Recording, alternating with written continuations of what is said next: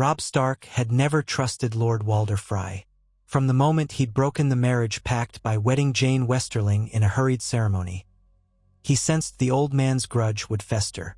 Catelyn Stark had pleaded with him to appease the Freys in any way possible, to rebuild that fragile alliance with a new betrothal to a daughter or granddaughter. But the king in the north, youthful and proud, believed that victory and honor could ease old wounds better than forced vows. Yet, as the day of Edmure Tully's wedding to Rosalind Frey approached, something deeper than a faint worry gnawed at Robb's heart. An army does not simply vanish in the haze of war, nor does a warlord content himself with half-hearted welcomes. Despite all the courtesies the Freys showered upon them when the northern host arrived at the Twins, the living eyes of the north, those who had been sharpened by the privations of war, detected something subtly amiss.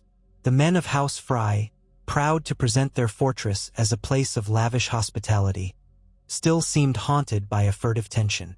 Sentries at the gates looked nervous, anxious to beckon the Starks inside. Courtyard stable hands averted their gazes and scurried to their tasks as though fearful of being overheard. Unsmiling servants served honey wine in the great hall, but their pitchers trembled ever so slightly. It was difficult to determine if that trembling was from excitement or from a deeper, more dangerous sentiment. Robb's direwolf, Grey Wind, sensed it too. The massive beast stalked at the king in the north side, hackles raised whenever a Frey approached. He would fix them with a baleful stare and emit a low, deep-throated growl that would rattle the ears of all who heard it. Even in earlier days, Grey Wind had been quick to identify threats. He could smell the hidden steel in the air, the violent promise behind polite gestures. But this day, the day of Edmure's wedding feast, his growls were more frequent. He prowled restlessly, only calming when Robb scratched him behind the ears and murmured reassurance. More for his own peace of mind than Grey Wind's. Catelyn Stark, though relieved that Edmure's upcoming marriage might heal the rift with House Frey, found her own misgivings multiplying. Her father's passing had weighed on her heavily, and the memory of Lord Hoster Tully's final days made her determined to see Edmure wed in a moment of peace. Yet the sense that their entire party walked on a thread was more than mere motherly worry. She remembered how the Freys had reacted when Robb offered a lesser arrangement to repay his broken promise. Walder Frey had only accepted it because he had something to gain, and men with Walder Frey's cunning seldom let go of grudges. They found ways to twist them into opportunities. So Catelyn watched. She listened and watched with the keenness of a mother wolf defending her cubs. Her eyes flickered around the corners of the hall, seeking signs of concealed weapons or too many guards in one place. It was not only the Lady Stark who had an uneasy spirit. The Blackfish, Brynden Tully, was equally wary. He had walked these halls as a younger man, always conscious that Walder Frey was a friend of convenience more than genuine loyalty. It was Brynden who first approached Robb with the suggestion that they leave significant portions of the northern host outside the castle. "Something's afoot," he murmured. "I know not what, but Walder Frey's courtesy is as reliable as ice on a spring morning." So they left a portion of the forces across the Green Fork, stationed around hastily erected tents within arrow's range of the Twins' gates. Enough to signal a measure of trust, but not enough to be overrun should something go ill. The main body of men still accompanied Robb into the Twins for the wedding, for appearances demanded that the king in the north attend in force. But they did so with caution. Steel, though peace-tied, rested at their sides. Eyes scanned ramparts and roving guardsmen. Scouts of the north circulated among the Frey men, joking and making merry, but always with one ear turned for stray conspiracies. The wedding itself began with forced merriment. Edmure Tully, though grumbling about his predicament, tried to bear himself proudly and give his new bride the courtesy she deserved. Rosalind Frey was demure and seemingly kind-hearted, with soft eyes that glistened at the sight of Edmure, perhaps out of hope or fear. Her father, Walder Frey, performed the ceremony with a broad, gap-toothed smile that looked more like a fox's grin than the benevolent expression of an aging lord. The vows were spoken, the blessings offered, and the long tables set for a feast that boasted no shortage of wine or roast meats. The atmosphere grew boisterous, with drums pounding out a rhythm that the Frey minstrels soon turned into a lively tune. The tension, if it remained, lingered beneath the surface like a serpent coiled around the base of a banquet table. Catelyn thought there seemed an overabundance of archers among the Frey men along the upper galleries. She scanned them, noticing their crossbows were not quite hidden but placed casually against the walls or near the pillars. Lord Walder had insisted that men be armed to keep the peace in such unsettled times. But in the years of civil war that had become the new normal. A courtesy, he'd said, to protect such honored guests as the king in the north and the Tullis, ensuring no roving bandits disturbed the feast. Brynden Tully had taken the measure of them too.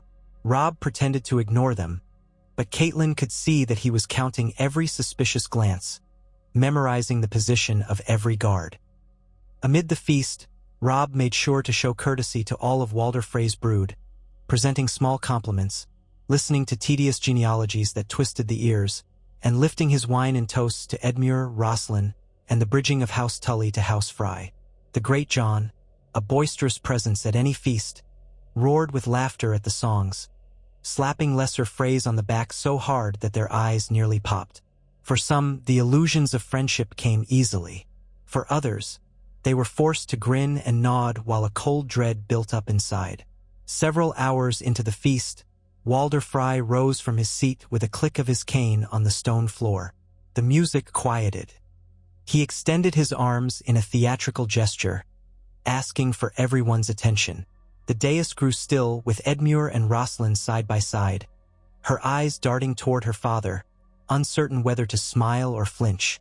"Hear me," the old lord said, voice rasping with what sounded like forced good cheer.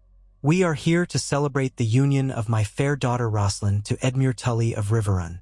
We, the Freys, have long been faithful bannermen to House Tully, though some might think we parted ways in recent times."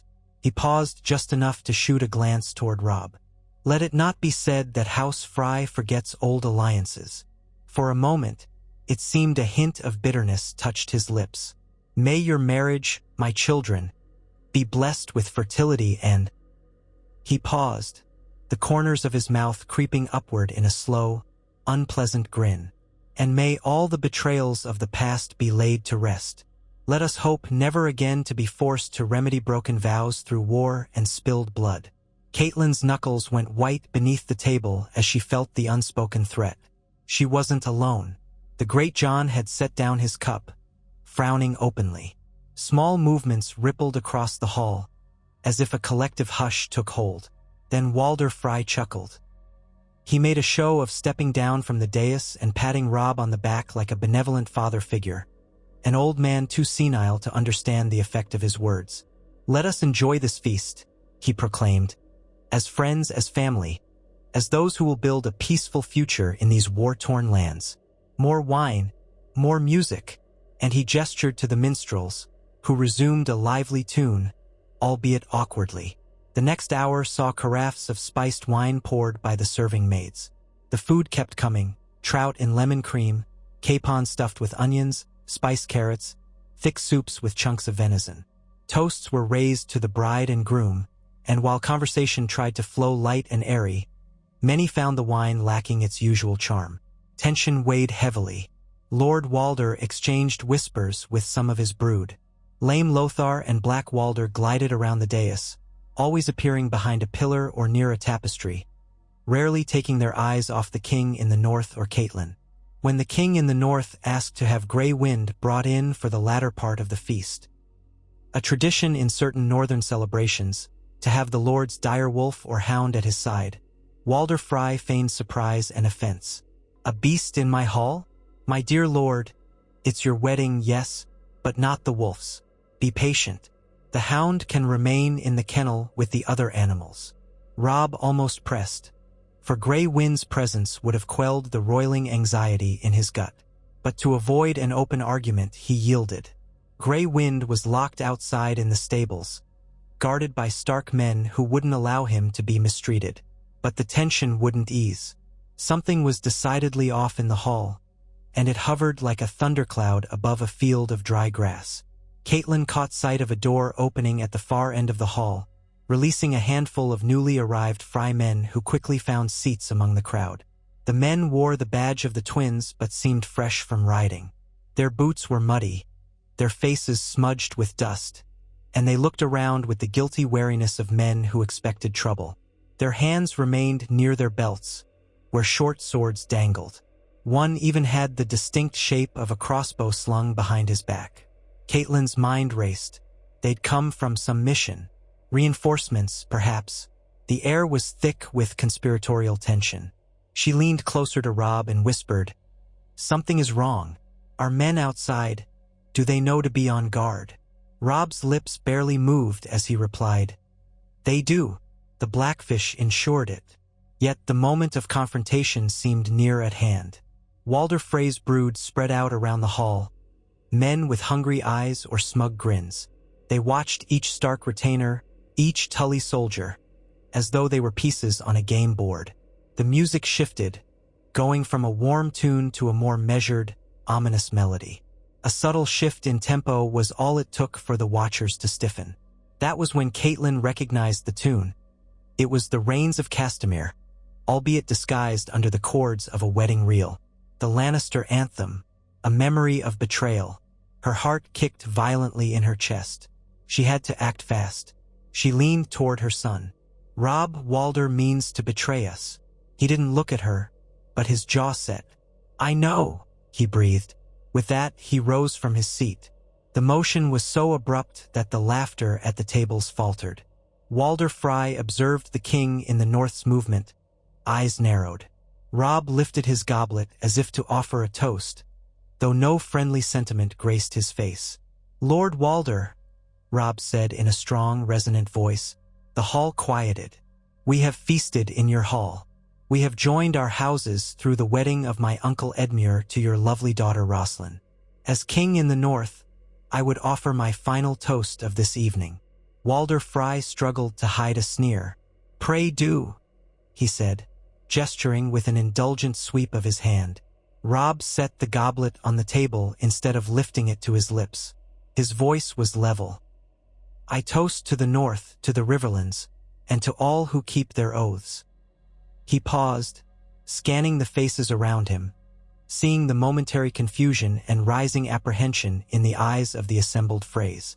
"And I vow today that if I discover any sign of betrayal, if harm befalls any man or woman under my protection, then by the old gods, I will see justice done." An instant hush fell, broken only by the shuffling of feet and the whisper of hands gripping sword hilts. Walder Frey's cunning gaze flicked to a few of his kin. Catelyn noticed them exchanging quick glances. A crucial moment teetered on a knife's edge. Then Walder Frey forced out a laugh, a mocking cackle that bounced around the walls. "Justice?" he echoed. "And here I thought we were bound by family ties. What talk of justice is there among family?" He spread his hands, the theatrical patriarch. "Surely you do not mean to insult me in my own hall?" A ripple of tension lanced through the guests. Catelyn thought she heard the faint creak of crossbows being drawn taut, the scuff of boots stepping into an advantageous vantage point.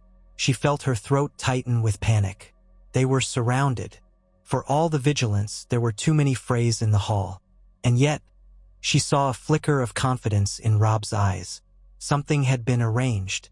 The king in the North was not unprepared, though she had no notion of how far his preparations had gone.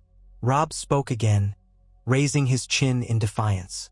"Lord Walder, the time for courtesy is ended. I know your men are stationed around us. I can see the crossbows. I can smell your treachery in the air. You think to slaughter your guests, break all the sacred rites of hospitality, and seize a victory by drowning the hall in northern blood." His voice resounded, commanding attention. "But you will find the wolves of Winterfell do not die so easily." A second of stunned silence hung. Then Walder Frey's cunning facade dropped like a shattered mask. "Kill them!"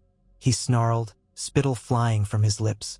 "Kill the wolves, the Tully pups. Let none leave here alive."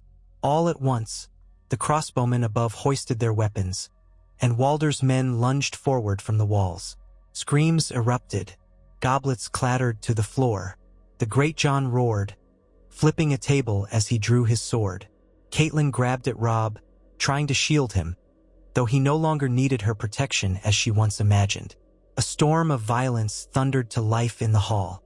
But as soon as Frey soldiers made their move, the Northern Knights and men-at-arms who had accompanied Robb into the Twins unleashed their own cunning plan.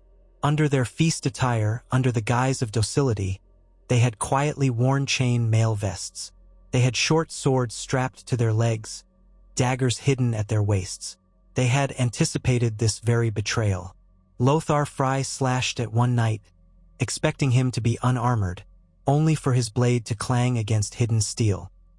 The knight rammed a dagger into Lothar's gut. A half-dozen more northern men rushed the dais, forming a shield around Robb. The Great John gave a ferocious bellow and cleaved through any Frey who dared approach. In the galleries above, crossbow bolts rained down, but the northern soldiers had anticipated that as well. Several men had quietly stationed themselves near the base of the staircases leading to those galleries, and they now rushed up the steps to engage the crossbowmen. The archers loosed their first volley, but the men below knew to scatter, appending tables and bench seats to form makeshift cover. Those near the dais lifted thick wooden shields that had been smuggled in disguised as platters. Bolts thudded harmlessly into them. The second volley came a moment later, but fewer crossbows fired this time. Some of the archers were being cut down in the gallery as the northern vanguard fought up the staircase. Amid the swirling chaos, Catelyn saw Walder Frey's shock. He had expected a slaughter, not a pitched battle. The old man retreated behind rows of his kin, bellowing for them to kill the king in the north. The Tully soldiers, outraged at this violation of wedding sanctity, joined the Starks with savage fury. Edmure Tully, though no seasoned warrior, had enough valor in his blood to defend himself. Rosalind Frey clung to him, screaming, panic lighting her eyes, perhaps genuinely unknowing of her father's plan. Some of Frey's daughters and young grandchildren huddled together, terrified, as the illusions of courtesy shattered under the shrieks of the dying. Outside the Twins, a second wave of cunning was unfolding. Brynden the Blackfish, suspecting treachery, had placed outriders around the fortress. The moment crossbows were raised inside and horns sounded from the ramparts, the Blackfish gave the signal. Large contingents of Northern and Riverland cavalry swept around the perimeter, cutting off any chance for Frey reinforcements to reach the castle. Another group stormed the second twin tower from the outside, scaling walls with grappling hooks. Under cover of night and hidden by the wedding festivities, they had prepared to assault from multiple angles once the first sign of treachery became clear. Inside the main hall, the fight grew fierce. Music gave way to the clash of steel and the shouts of the wounded. The Great John, unstoppable in his fury, tore through Frey after Frey. Robb led a group of his personal guard to carve a path toward Walder Frey himself. Catelyn remained behind a shield wall, near Edmure and Rosalind, protecting them from stray arrows or a Frey with ambition. Chaos blurred every corner of the hall. Minstrels cowered under tables. Servants shrieked as they tried to avoid the deadly swirl of swords. A moment came when Robb reached the foot of the dais where Walder Frey had perched. 3 Frey men interposed themselves, hacking at Robb's guard. One soldier went down beneath the savage blow. Another parried expertly before the Great John slammed a gauntlet fist into a Frey's jaw, sending teeth flying. Walder himself stumbled backward, supporting himself with his cane, fury and terror twisting his wrinkled features. "You dare?" he sputtered. "I offered you hospitality." Robb's eyes blazed with cold wrath. "And you tried to slaughter me under the guise of it." His sword flickered in the torchlight. "For that, Walder Frey, there is but one justice." The old man let out a shriek, calling for his men. But fewer and fewer were left to respond. Most of them lay sprawled in their own blood on the stone floor, or were cornered by the Northern Knights. The crossbowmen up in the gallery had either been killed or disarmed. The few remaining loyalists tried to protect Walder, but with each passing heartbeat, it was clear the tide was lost. An archer from the corner tried a desperate shot at Robb, but Robb had angled his body behind his shield, and the bolt glanced off. Before the man could reload, a Northern soldier was upon him, driving a sword through his stomach. Walder Frey's watery blue eyes flicked about for escape. But the dais was ringed with stark men, each one full of the fury of the near-betrayed. The old lord's hand trembled against his cane. He tried to swallow, his mouth opening and shutting like a beached fish. Finally, he glared at Robb. "Are you so honorable, boy?" He spat, voice like a dying animal's hiss. "Would you strike down an old man in front of his grandchildren?" Robb's expression was unmoving as a winter wind. "Give me one reason not to." The old lord laughed bitterly. "You break oaths. That's reason enough. You are no better than the Lannisters. Only difference is you wear the pelt of a wolf instead of a lion." Robb advanced step by step, sword leveled. "You have slaughtered your own name. House Frey will be known forever as breakers of guest right and betrayers of kin. Even the Lannisters keep their illusions of propriety." A flicker of movement came from the side. One of Walder Frey's grandsons, a youth still in his teens, tried to throw a dagger at Robb, spun wildly, missing by inches. The boy froze as northern steel pressed against his throat in retribution. Walder Frey let out a broken sob, eyes darting from his grandson to the king in the north. "Have mercy," the old man croaked. "We can come to terms. Name your price. I will pay. Do not slaughter my entire house." Silence fell. Screams and moans still echoed from the far corners of the hall, but in the space around Walder Frey and Robb Stark, there was a hush that seemed to concentrate all attention on this final confrontation. Even the Great John held his blade at the ready but did not strike, waiting for his king's word. Catelyn, leaning on a fallen table, pressed a hand to a wound on her arm, which was bleeding slowly through a torn sleeve. She watched the scene with a heart hardened by the knowledge of her father's death, the betrayal they had all nearly suffered, and her years spent witnessing the cruelty of the world. Edmure crouched nearby, gripping Roslin's hand. She, who wept in shock and horror, the fate of their entire family hinged upon Robb's next decision. Robb's voice carried. "You sought to butcher me and my men at a wedding, Walder Frey. Men who extended you trust, however reluctant, and accepted your false hospitality. For that alone, the penalty is death. But your entire house need not suffer, if they choose a new lord who understands honor. Perhaps one of your kin who sees that the North is not to be trifled with. But you, Walder Frey, you have forfeit your life this night." Walder tried to speak, but his words turned to sputtering coughs. Fear and anger mingled on his face, a meltdown of pride from a man who had always believed he could outwit any foe. Robb spared no pity. With a quick slash, the king in the north ended Walder Frey's life. The old lord collapsed, cane clattering away, blood pooling around his wrinkled hands as he grabbed at empty air. His eyes glazed over with a final, stunned hate. Somewhere in the hall, a Frey woman shrieked. The younger grandchildren wailed. Others among the Frey brood dropped their weapons and fell to their knees, screaming for mercy. The presence of a king, this king, who had been tested by war since boyhood, now loomed over them.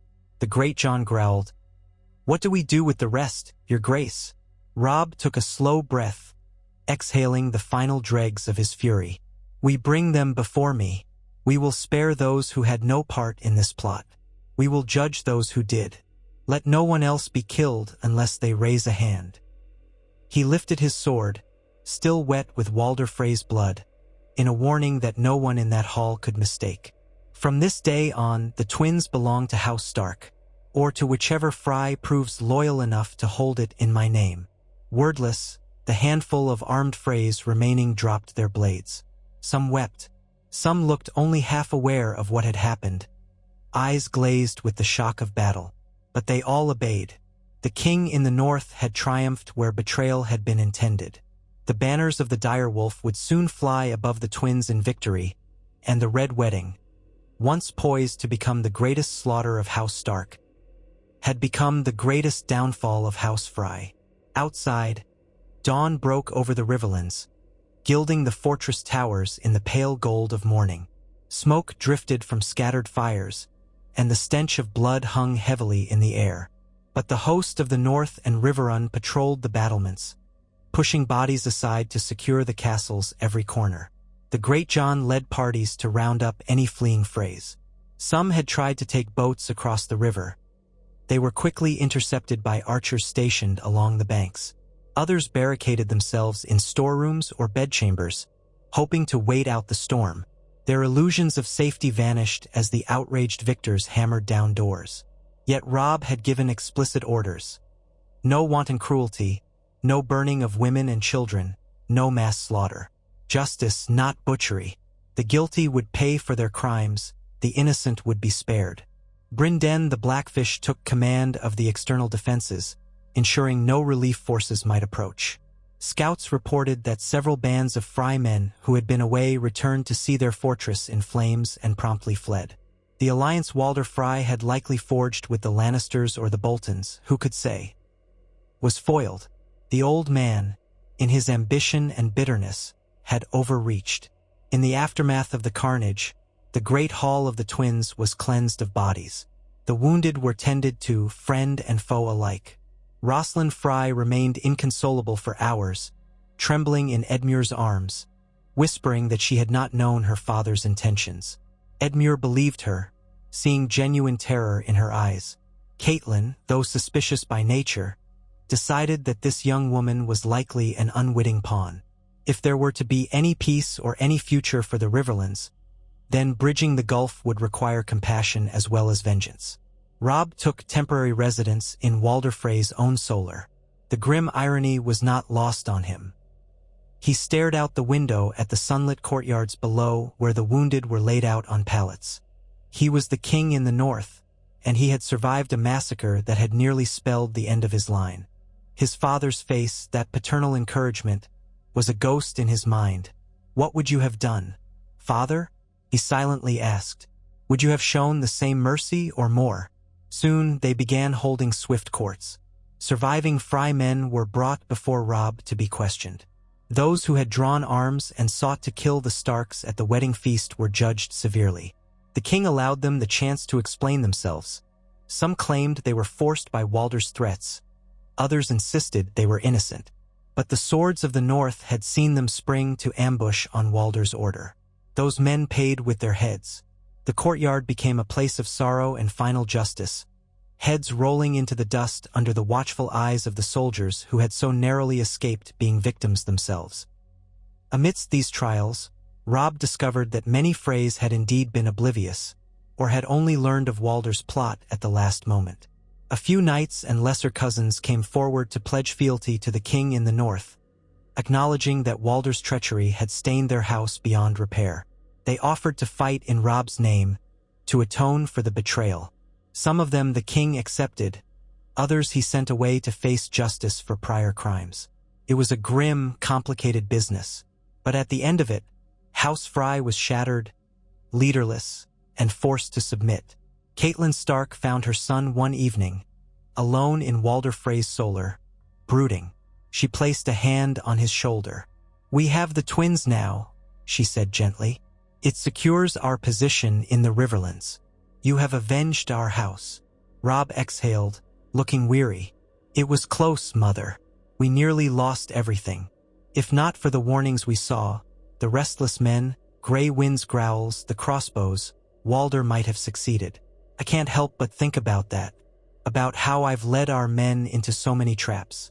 I made so many mistakes, like breaking my promise to the Freys in the first place." Catelyn rubbed his shoulder softly. "You followed your heart when you married Jane. You are young and honorable. Walder Frey was cunning and vicious. He took advantage of that, but you saw through it this time." Robb turned to her, his jaw set. "Honorable men can still fail. My father—" He paused, grief flickering in his eyes. "I must be wiser. War is not won by blind valor alone." They stayed there in silence a moment, mother and son absorbing the cost of victory. Eventually, Catelyn said, "What will you do now?" He glanced at the open window. The twilight sky glowed purple and orange. "We hold the twins. We bury our dead. We send word to the north that the Freys have betrayed us, that Walder Frey is dead and the castle belongs to the king in the north. And after, we press our claim, If the Lannisters thought they could break us with this betrayal, we show them they are wrong. But first, we must gather our strength. The men are exhausted, battered. We rest here, fortify the castle, and plan our next move carefully. Grey Wind was brought back into the fortress to stay by Robb's side. The dire wolf, a living symbol of the king in the North's defiance. The beast roamed the corridors, sniffing out any hidden threats. Occasionally, the wolf would snarl at a passing Frey who wore guilt in his eyes. But for the most part, the danger had been contained. The next few weeks saw the consolidation of power in the region. Letters were sent throughout the Riverlands announcing Walder Frey's attempt to butcher the king in the north during a wedding feast. The outraged lords of the Trident, many long loyal to House Tully, flocked to the twins to see the aftermath and declare their allegiance anew. For Edmure and Roslin, the marriage was an uneasy union overshadowed by bloodshed. Roslin had lost most of her brothers in the fighting, but not all had died. A few remained, uncertain whether to blame her or pity her. Her father's name would be cursed for centuries as the great betrayer. Edmure tried to comfort her, and while she wept daily, she thanked the Seven that she had not been complicit. Over time, something resembling affection might grow between them, though for now it was a fragile thing. The Blackfish oversaw the scouting parties that roamed the nearby countryside, ensuring no rebellious Frey factions regrouped. Some small pockets of fighting erupted as loyalists to Walder tried to ambush caravans of northern supplies. But those uprisings were quickly crushed. For the realm, word spread of this red wedding that had been turned on its head. How House Frey tried to murder the king in the north under a false show of hospitality, but met only their own demise.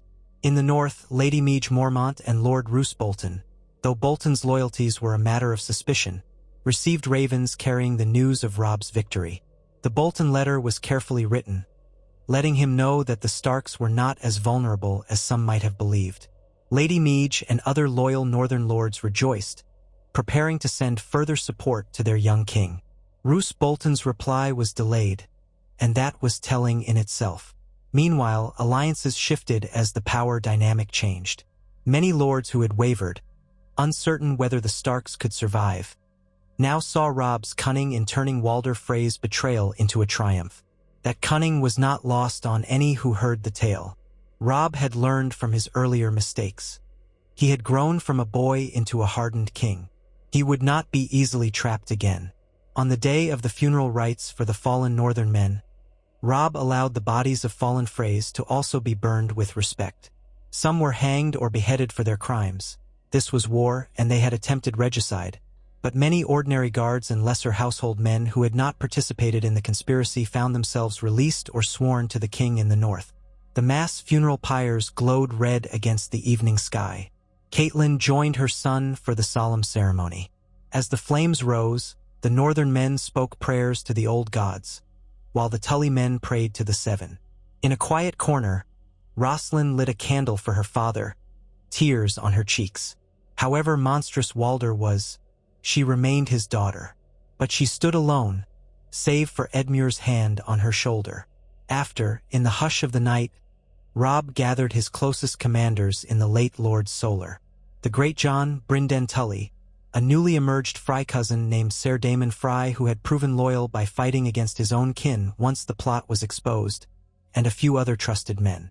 They pored over maps of the Riverlands and the north, discussing supply lines, castle garrisons, and the next steps in the war against the Iron Throne. Robb's captivity at the Twins had ended in an unexpected victory, but the Lannisters still held King's Landing. Tywin Lannister's cunning, the promise of betrayal from within the north, and the uncertain stance of House Bolton were all threats that had to be confronted. "We must move on Harrenhal," Brynden suggested, tapping a gauntlet finger on the ancient fortress drawn on the map. "The Lannisters took it from the north once. If we hold it, we secure a strong position on the Trident." The Great John rumbled in agreement. "Aye, and we can use the Twins to ferry men back and forth across the river with ease." Walder's Crossing was the only quick way to move a large host. Robb examined the map intently. "That crossing is ours now, but I worry about the Vale's neutrality and the threat from Moat Cailin if there's any infiltration from the south. Also, The ironborn still hold parts of the North's western coast. Sir Damon Frey cleared his throat, tentative. Your Grace, if I may. House Frey is large, many branches. We have kin spread throughout the Riverlands.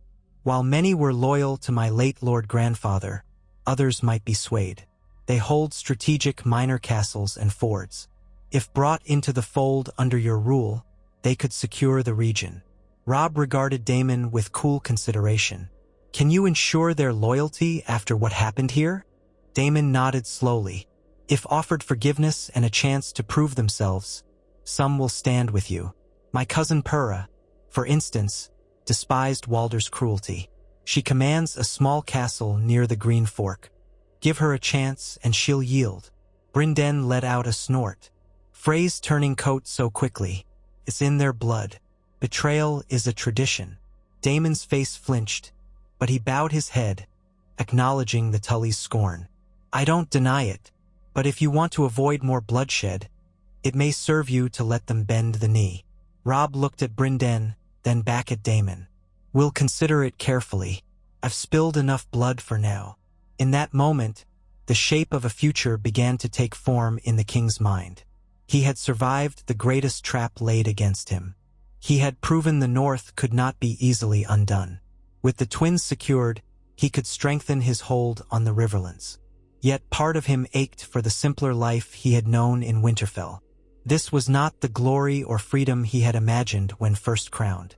This was burden upon burden, crowned by the knowledge that more battles lay ahead. Weeks passed. The bodies of the fallen were laid to rest.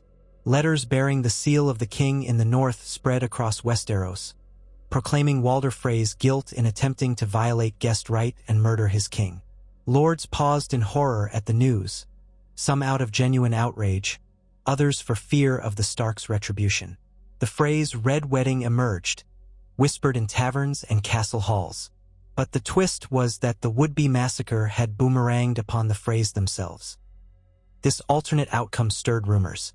Some said the old gods themselves had intervened, giving Grey Wind the sense to warn his master, or weaving illusions that let the Starks see the threat. Others attributed it to the king in the North's cunning and watchfulness. The truth was simpler. Walder Frey had underestimated the honor and readiness of the wolves. In King's Landing, the Lannisters received the news with shock. Tywin Lannister had counted on Walder Frey to remove the Stark threat. Instead, Walder was gone, and the twins were in Robb's hands. The strategic advantage shifted. The old lion of House Lannister raged in private, cursing Frey incompetence and vowing to crush the Starks another way. But the realm's tides were turning. The Red Wedding had become a Stark triumph, and the name of King Robb the Young Wolf would echo with new force. Amid these changes, the North grew more confident. Men flocked to Robb's banner. Believing that no ordinary youth could have accomplished this feat, they spoke of him as touched by the spirit of the dire wolf, unstoppable and favored by the gods. The Blackfish, when he heard such talk, snorted and warned that mortal men bled just like any other, and Robb was no exception. But even he couldn't help feeling a certain pride in how Robb had handled the betrayal, efficient, deadly, yet not without a measure of justice. Time began to stitch the chaos back together. The battered armies rested and rearmed at the twins. Winter would come soon, a force mightier than any human cunning, so a sense of urgency brewed in the war councils. They could not afford a long, idle season. At last, after a month of consolidating power in the twins, Robb prepared to move his host south toward Harrenhal, determined to wrest it from any Lannister or Bolton occupation that might linger. On the eve of departure, Catelyn found him in the courtyard, stroking Grey Wind's thick fur while the dire wolf loomed protectively. The men were busy loading wagons, checking bridles, stirring cook-fires for the last evening meal at the twins. Edmure and Rosslyn would remain behind with a sizable garrison to hold the castle, along with Sir Damon Frey and some men deemed trustworthy. It was a sign of trust in Edmure's lordship of the Riverlands and a test for Rosslyn to see if she could bridge the gap between her family's name and the new order. The bride looked weary but determined. She had found a core of will amidst her heartbreak and said she would do her duty as Lady of Riverrun and the twins. Robb turned as Catelyn approached. "Mother, "Are you certain you'll march with us?" She nodded firmly. "My place is with my son. If we go to reclaim any lost Tully or Stark land, I must be there." He gave a small smile. "You are as strong as the iron in the north, mother. I welcome your company." A hush fell between them, each recalling the horrors they had survived. At length, Catelyn said softly, "Your father would be proud of you.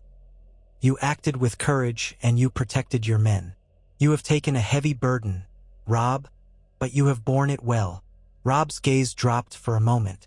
"I wonder if father would have spared more Freys, or if he would have been just as firm. Your father believed in mercy when possible, but he never hesitated to pass the sentence on those who deserved it. Walder Frey gave you no choice. You protected your people from further treachery." Robb stroked gray wind behind the ears. "I suppose we did the only thing we could do. May the gods forgive us if we erred." In the crisp morning that followed, banners fluttered in a cold breeze. The gray direwolf of House Stark, the leaping trout of House Tully, the bear of House Mormont, and even a few reluctant banners of House Frey, who had bent the knee to their new liege. The gates of the twins opened, and column after column of armed men and supply wagons moved out. Drums rumbled as the massed ranks of foot soldiers began their steady march. Cavalry followed in disciplined lines. Robb rode at the head of the host on a fine courser, gray wind trotting proudly beside him, nostrils flaring. Catelyn rode behind him with the outriders, scanning the horizon for any sign of ambush. The Great John, bearing his massive sword, led a flank of sworn swords who bellowed war cries and songs. Behind them, Edmure stood on the rampart, Rosslyn at his side, watching the army depart.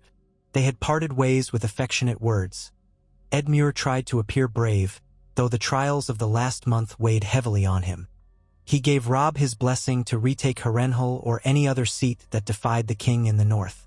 Rosslyn had stammered her thanks for sparing her brothers who had not participated in the plot, and for dealing justly with those who had. The bond between Tully and Frey, once a shaky alliance overshadowed by betrayal, now might find a foundation in shared heartbreak.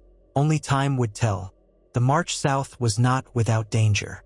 Scouts reported that small Lannister forces roamed the countries, but none dared engage the king in the north's renewed host outright. They fell back, presumably to regroup, or retreated to Harrenhal if that fortress remained under Lannister or Bolton control. Roadside towns and villages sometimes greeted the marching army with relief, offering what little hospitality they had. Others barred their doors, fearing new hosts of raiders. Robb gave strict orders that no looting or pillaging be tolerated. The Riverlands had suffered enough from the war. That same discipline had kept his men loyal. They believed in the king in the north as a different kind of ruler, an heir to Ned Stark's sense of justice, tempered now by the cunning he had shown at the twins. Each night, the host camped, and small fires dotted the fields. Catelyn would walk among the men, speaking quietly with them, offering them comfort or a listening ear. They told her stories of their homes in the north, their families waiting behind. They asked if the Freys truly had tried to kill them all at the wedding. She nodded somberly. Yes, Walder Frey's plan had nearly taken them, but the old man had overplayed his hand. Now the north was safer, if only by a small measure. Days turned into weeks, and soon the towering silhouette of Harrenhal's melted towers loomed on the horizon. Smoke curled from within its walls, a sign of occupation. The monstrous fortress's blackened stone stood out against the bleak sky. Robb's war council assembled once more to discuss strategy. Reports indicated the castle was garrisoned by a mix of Lannister men and possible Bolton contingents who had seized it in the name of the Iron Throne. Robb intended to surprise them as he had done at the twins, but this time he had no illusions about the possibility of easy victory. Harrenhal was notoriously difficult to siege, though it was also famously cursed. Nonetheless, the king in the north could not leave it as a threat on his flank. At dusk, the northern army encamped a league from Harrenhal. Robb and his commanders walked the perimeter, observing the fortress from afar. The Great John spat at the sight. Bloody monstrosity, that one, but I'll tear down its gates if you give the word. Brynden Tully was more cautious. The garrison might not be large, but Harrenhal's walls are thick. We need a plan. Robb nodded, pensive. We'll send envoys first. Offer them terms. If they yield peacefully, we can avoid a bloody siege. He glanced at Brynden. Though I doubt they will yield. They know Tywin Lannister might ride to rescue them. But if we can starve them or scale their walls with minimal losses, that might be best. The Great John grunted. I'm not one for waiting while men starve behind walls. That's not the Northern way. Robb looked at the fortress, the pink sky reflecting off the charred towers like a wound. It might be the only way to preserve lives, but we'll see. If they sally forth, we'll meet them in open battle and crush them. He turned to the men, a quiet determination in his eyes. We have come this far, outsmarted Walder Frey. We won't falter now. As night fell, watchfires lit the horizon. Catelyn withdrew to her tent, trying to sleep, but her mind returned again and again to the near tragedy at the Twins. She thought of Walder Frey's sneering face, the crossbows angled down at them from the galleries, the frantic scramble to turn the tide. She could still feel her heart pounding with dread at the memory. If any link in the chain of caution had failed, if Grey Wind's growls had been dismissed, if Robb's men had not been half-armored beneath their feast garments, if the watchers at the castle gates had not signaled in time, everything would have ended in blood and ruin. But the gods had seen them through, or perhaps they had simply been prepared. She pressed her eyes shut, letting the flicker of lamplight lull her, hugging her cloak around her shoulders. Her dreams were uncertain, a kaleidoscope of images. Ned's face, the crypts of Winterfell, the wedding feast erupting into violence, Robb in a king's crown of ice, Walder's hateful glare, and the unyielding silence of the old gods. She woke in the early hours, chilled by the dawn, heart racing. Rising stiffly, she went to find her son. He was already awake, speaking with a scout who had crept close to Harrenhal's walls. The scout reported glimpses of men in flayed man sigils, House Bolton's dreaded banner. So Roose Bolton is there, Robb said coolly. He must have declared openly for the Lannisters, or perhaps he remains uncertain which side to join. Catelyn's heart sank. The betrayal of Walder Frey had been horrifying, but the prospect of a Bolton's betrayal felt more personal. The Boltons were old lords of the North, their cruelty legendary. If they had turned coat, the war would only intensify. He has illusions of grandeur, said Brynden. If he thinks he can have the North or parts of it, he'll side with Tywin. Robb grimaced. We will address that soon enough. For now, we push forward with the siege. Let us see if the Boltons have the stomach to be surrounded by their own countrymen. By midday, the Northern army approached Harrenhal, forming lines outside arrow range of its walls. Robb's heralds, wearing stark insignia, stepped forward, trumpets blasting a parley call. No response from the castle came at first. Then, after a tense wait, the massive portcullis rattled up, and a small party rode out under a white flag, for men clad in armor but bearing no outward hostility. Catelyn recognized one of them with a chill. It was Steelshanks Walton, a Bolton man, though Roose Bolton himself was not visible.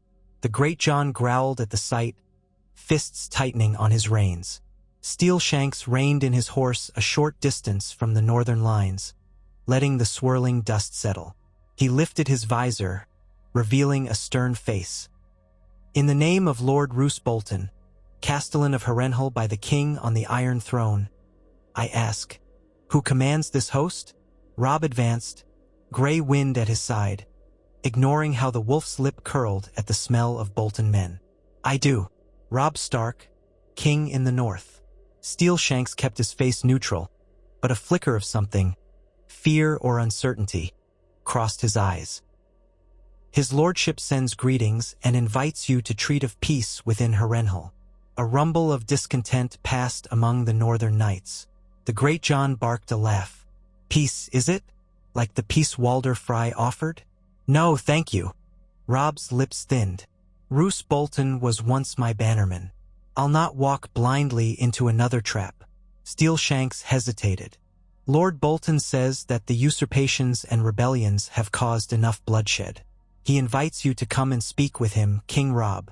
Your mother as well. No harm will come to you under his roof. Catelyn's heart pounded. Another invitation into a fortress belonging to a man with questionable loyalties. She had no desire to see Robb endanger himself again. But more than that, she suspected Roose Bolton's cunning.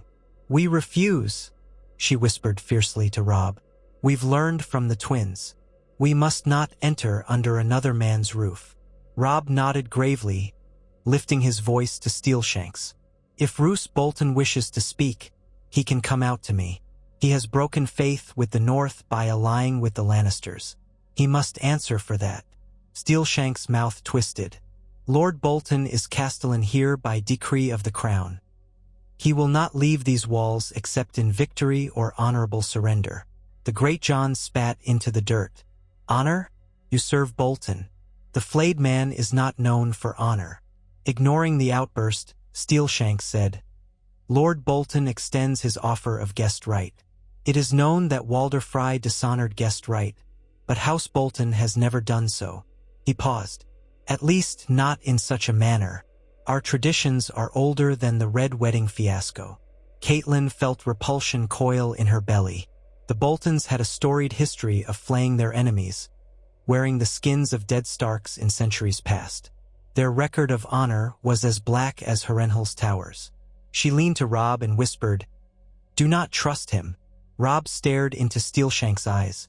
"Tell your lord that the king in the north does not bend to the crown's decrees. Harrenhal belongs to the Riverlands, and the Riverlands have declared for me. If Lord Bolton remains loyal to House Stark, he will open the gates. If not, we will take Harrenhal by force."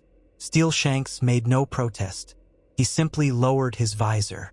"As you say, your grace, I will bear your words to my lord." With that, he turned and rode back, flanked by his men, the castle gate yawning open to swallow them. The portcullis clanged down again. Robb inhaled slowly, glancing at his mother and the Great John. "We make camp at once. Prepare siege engines. Watch for any attempt at a sortie. If they plan to greet us with crossbows and feigned courtesy, let them come out. We won't walk into Harrenhal like sheep." A memory flickered in his mind of the wedding feast. No, never again. So began the siege of Harrenhal. Each day, the northern host tightened its ring around the fortress. Scouts searched for secret entrances or postern gates in disrepair.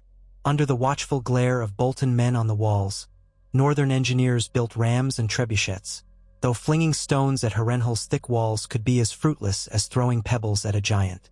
Winter's chill began seeping into the land, and the men shivered at night around their fires. Yet they endured, united by the fervor ignited at the twins. They had triumphed over the greatest betrayal. They would not yield to a lesser enemy. Inside the fortress, rumors filtered out through deserters and peasants who fled the castle, claiming that Lord Bolton was uncertain, that he had not fully sworn to the Lannisters. Others insisted he wore the flayed man's sigil openly, demanding fealty from all within. The confusion was typical for Roose Bolton's style. He thrived on ambiguity, letting others guess at his true intentions until it was too late. A few times, small skirmishes erupted near the main gates or the outlying towers. Bolton men tried to sally forth to burn siege equipment, but the northern outriders ambushed them in the moat. The Great John personally led a charge that repulsed them. One Bolton knight was captured and brought before Robb, battered and bleeding. Under interrogation, he claimed that Lord Bolton hoped to broker a peace with King Robb if it meant securing his power in the north.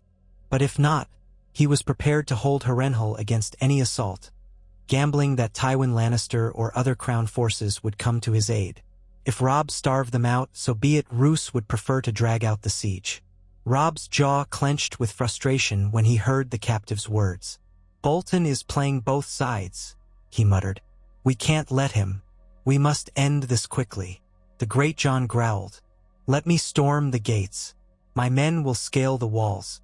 We'll flush out that pale weasel." Brynden was more measured.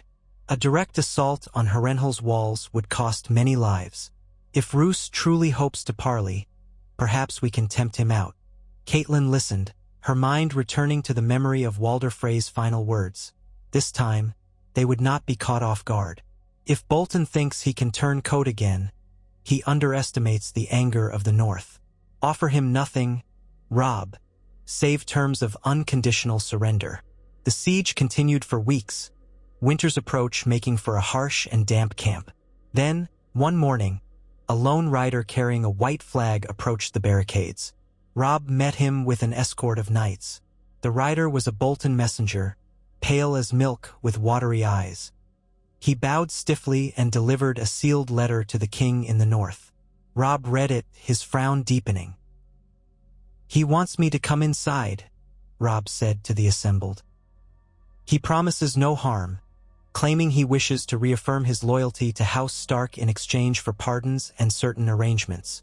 He requests an audience with me alone." Robb's voice carried a note of anger. "He dares to ask I trust him after he's shown the flayed man's banner on these walls?" The Great John looked ready to burst with rage. "He's likely setting another trap, the same as Frey." But Brynden Tully said, "He might be cornered.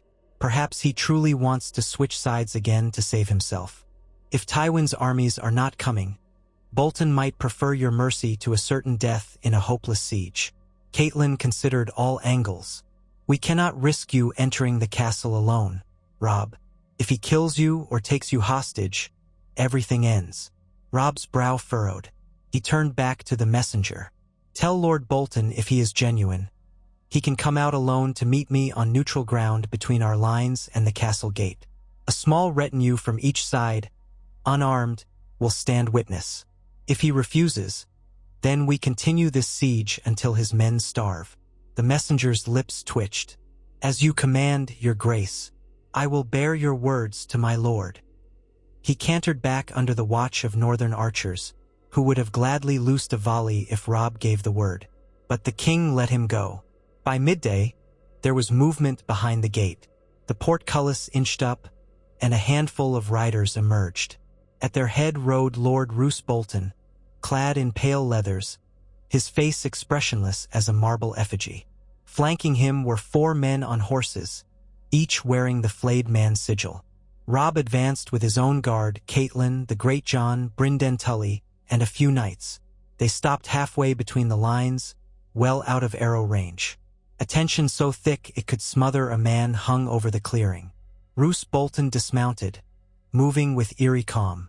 Robb did likewise. Bolton's gaze flicked across Robb's guardians, lingering on Grey Wind, who bared his teeth. Then Bolton turned to Robb and inclined his head. "Your grace." Robb studied him with open distrust. "Roose, you style yourself Castellan of Harrenhal under the Lannisters. You betray the North." Bolton's pale eyes narrowed. "Betray is a harsh word in a war rife with changing alliances. I acted to preserve the North from annihilation. Tywin Lannister was set to crush us." Catelyn's stomach turned at the man's smooth voice. She spoke, her voice shaking with anger. "And you conspired with Walder Frey to murder my son at his uncle's wedding?" Roose Bolton lifted a hand as if to deny or deflect. "Walder Frey acted on his own impetuous desire for revenge. I had not sanctioned that scheme." Robb's fury showed in his set jaw. "Yet you remain behind these walls with the Lannister blessing, sporting a flayed man's sigil in my sight." Bolton inclined his head again, feigning remorse. "I believed the game was lost, and I sought to salvage what I could for my house. But you have changed the tides, your grace. Word reached us of your triumph at the Twins. Walder Frey is dead, and the Riverlands bend the knee to the king in the north. Your ranks swell. Tywin Lannister is stretched thin. My loyalty is to the north, if it can be secured through your victory." The Great John let out a disgusted snort. Brynden Tully glowered. Catelyn wanted to scream at the monstrous hypocrisy, but Robb gave Bolton a measured look. "You speak of loyalty as if it's a garment you can discard when it suits you." The corners of Bolton's mouth twitched in a manner that might have been a smile. "I acknowledge my errors, your grace. Grant me clemency and confirm me in my holdings in the Dreadfort. Recognize me as Warden of the East or some such suitable title, and I will yield Harrenhal to you." I will swear an oath of fealty. I will deliver the heads of any Lannister men inside. Robb's grip tightened on the hilt of his sword. Do you think me a fool, Bolton? I do not accept such deals from oathbreakers. Surrender Harrenhal unconditionally, and perhaps I will allow you to live long enough to face judgment for what role you played in the Red Wedding betrayal. Bolton's eyes flashed. I had no direct role in that. Frey's rash plot. Catelyn cut him off, voice trembling with contained fury. Your silence was role enough. You gave Walder the confidence that the North was divided, that he could kill my son and side with the Lannisters. Now you stand here, offering half-hearted loyalties. Do you expect forgiveness so easily? What of the Northmen who died at the Twins, betrayed by those who should have been their allies? A flicker of annoyance crossed Bolton's placid face. Lady Stark, I realize your pain, but I stand ready to rejoin the winning side. Such is the nature of politics. A hush of outrage went through the northern retinue. Robb's expression hardened like stone. No, I will not let you slip away. Here are my terms. Open the gates of Harrenhal and surrender yourself to my judgment for your treachery. If I find you truly innocent of the Red Wedding bloodshed, you may keep your life but forfeit your lordship. If not, the penalty is death. Those are my only terms. Bolton's face drained of any pretense of courtesy. You would strip me of my lands and titles? Leave my house a beggar. You are lucky I don't strip your hide, Robb said coldly. Swear your men will lay down arms, and you might yet live. The tension was unbearable. Grey Wind snarled, pacing at Robb's side. Bolton's men reached for their swords, but the Great John and Brynden Tully also moved their hands to their hilts. A single spark would ignite a bloody melee right there.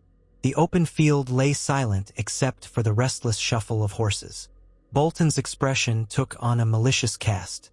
He realized that in a fair fight on open ground, he and his handful of men would be overwhelmed. His advantage lay within Harrenhal's walls. Then we have nothing to discuss, he said. Harrenhal will remain mine. Besiege it if you will. Winter is coming quickly. Let us see if your men can outlast us. With that, he spun, mounting his horse. His men glowered, and the northern knights formed a ring, but Robb signaled them to let him leave. Bolton galloped back toward the fortress gate, cloak flapping. The portcullis rattled shut behind him. The parley ended in hostility, and the war with Bolton was assured. The Great John spat on the ground. Let's break down his gate. We'll have Harrenhal by nightfall. Brynden placed a hand on the Greatjon's shoulder. Easy, good man. The black walls of Harrenhal are not so easily taken. We must starve them out or find another approach. Unless you wish to lose half our men scaling the towers. Robb exhaled slowly, frustration etched in every line of his face. A siege it is, then. If Tywin is too busy to relieve him, eventually they'll run out of food. Then he'll have to yield. Catelyn glanced at the sky, clouds heavy with the promise of early snows. Winter truly is coming, Robb. This siege may last months. Our men will suffer in the cold. She paused, heart sinking. But we cannot allow Roose Bolton to remain behind us. He will strike at us the moment we turn our backs. Robb agreed grimly. He made his choice, the same as Walder Frey. If he thinks we're weak from the wedding fiasco, let him learn the cost. We hold him here until his men starve. If Tywin tries to march on us, we'll face him here or intercept him on the field.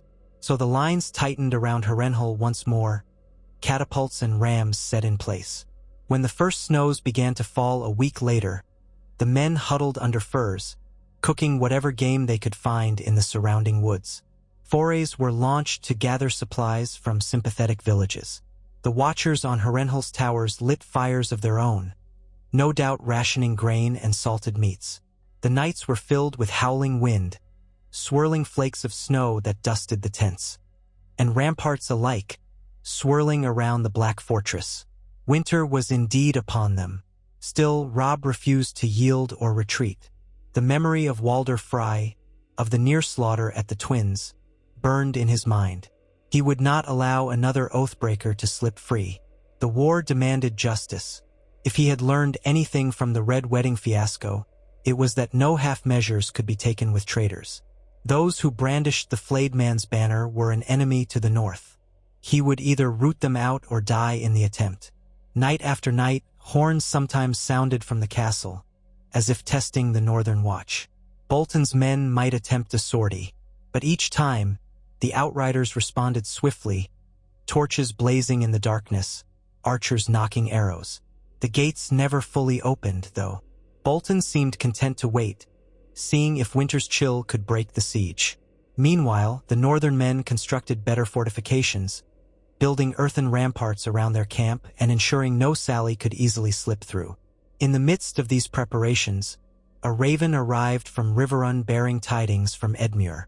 The letter described how Walder Frey had taken to her new duties, how the lords of the Riverlands had rallied with renewed confidence, and how men from the Vale were stirring, though it was unclear if they would join the king in the north or remain neutral.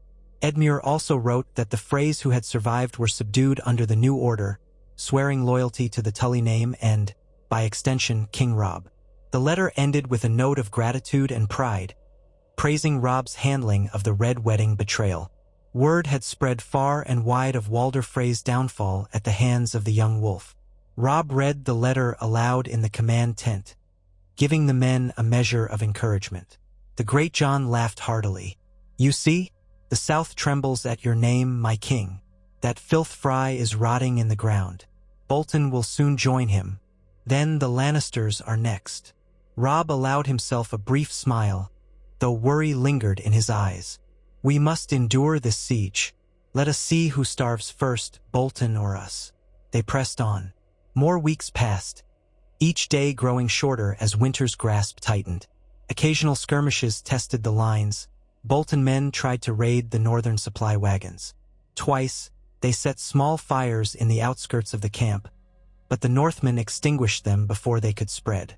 Morale remained relatively high, fueled by the memory of their king's victory at the Twins. The men said, "If the king in the north can defeat death at his own wedding feast, we can weather some snow and flayed traitors." Catelyn stood by Robb's side through it all.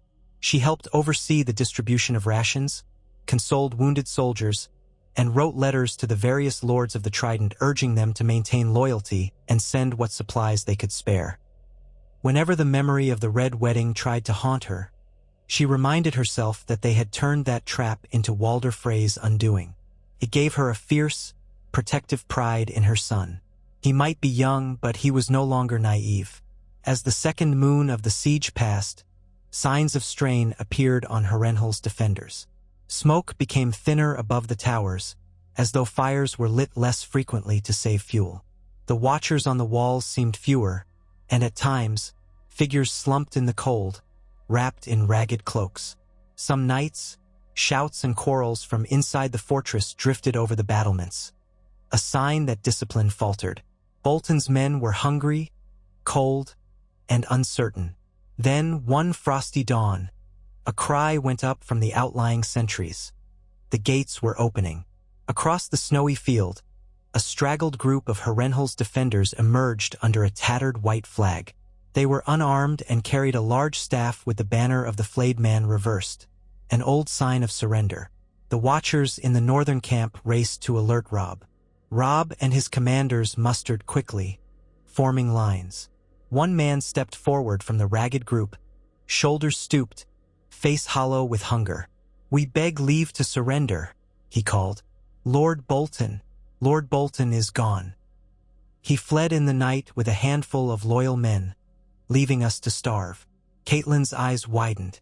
So Roose Bolton had abandoned his own garrison, taking advantage of the chaos. Robb frowned, scanning the group. There was no sign of Steelshanks or any known Bolton captains. "When did he leave?" "2 nights past, your grace," the man confessed. "He had supplies hidden, a secret passage leading out to the Godswood. We woke to find him gone, left behind just enough men to bar the gates. But we can't hold any longer. We choose life over loyalty to that bastard." The Great John bared his teeth in anger. "Bolton has escaped?" Robb stared at the battered men, their eyes sunken with desperation. "Lay down your arms," he commanded. "Kneel, and you will have food, but you must submit fully to my justice." The men sank to their knees, too exhausted to resist. Northern soldiers advanced, collecting weapons and escorting the sorry lot back to the camp. Then Robb and Brynden Tully led a group of knights through the open gate into Harrenhal's courtyard, suspicious of a trick. But the courtyard lay empty, scattered with muddy snow and the remains of small fires. Doors hung ajar, rooms stood ransacked. Roose Bolton had indeed fled, taking with him the men most loyal to his cause and leaving the rest to starve. Catelyn followed, stepping into the monstrous shadow of Harrenhal's towers. The stench of decay clung to the place, half a dozen unburied corpses found in corners or near the stables. The staff in the kitchens was gone or dead, cold hearths evidence of hunger. As they explored deeper, they found Bolton's quarters stripped of valuables, his personal seal and banners removed. On a table lay a small note, scrawled in a fine hand, bearing the sigil of House Bolton. Robb read it with a tight jaw. "To the king in the north, you may have Harrenhal, but the war is not done. No man holds the north or these lands unchallenged. When next we meet, there will be no parley. Roose Bolton, Lord of the Dreadfort." Robb crushed the parchment in his fist. "He mocks us. He'll try to slip north, perhaps, or join with the Lannisters. We must track him down." The Greyjoy's fury flared. "Give the word, and I'll hunt him to the ends of the earth." Catelyn recognized the burning need for justice in Robb's eyes. Bolton had effectively repeated Walder Frey's betrayal, though he had not attempted to kill Robb in a feast. Instead, he had chosen a path of sly avoidance, leaving behind a starving garrison for the king to mop up. "This is a victory, Robb," she gently reminded him. "We have Harrenhal. The men are freed from that siege. Now we can move swiftly." He nodded. "Yes, you're right. We must keep perspective. We cannot let him slip away easily." They set about resecuring the fortress, burying the dead, and feeding the surrendered soldiers who chose to bend the knee. Harrenhal's cursed halls felt colder than the snows outside, but a measure of triumph lingered. They had forced Bolton's men to break, yet the next step was uncertain. Letters were sent in all directions to track Bolton's movements. Scouts rode north and west, seeking any trace of him. In the days that followed, new messages arrived at Harrenhal. Some carried news of Tywin Lannister's maneuvers in the Westerlands, others spoke of tensions in King's Landing.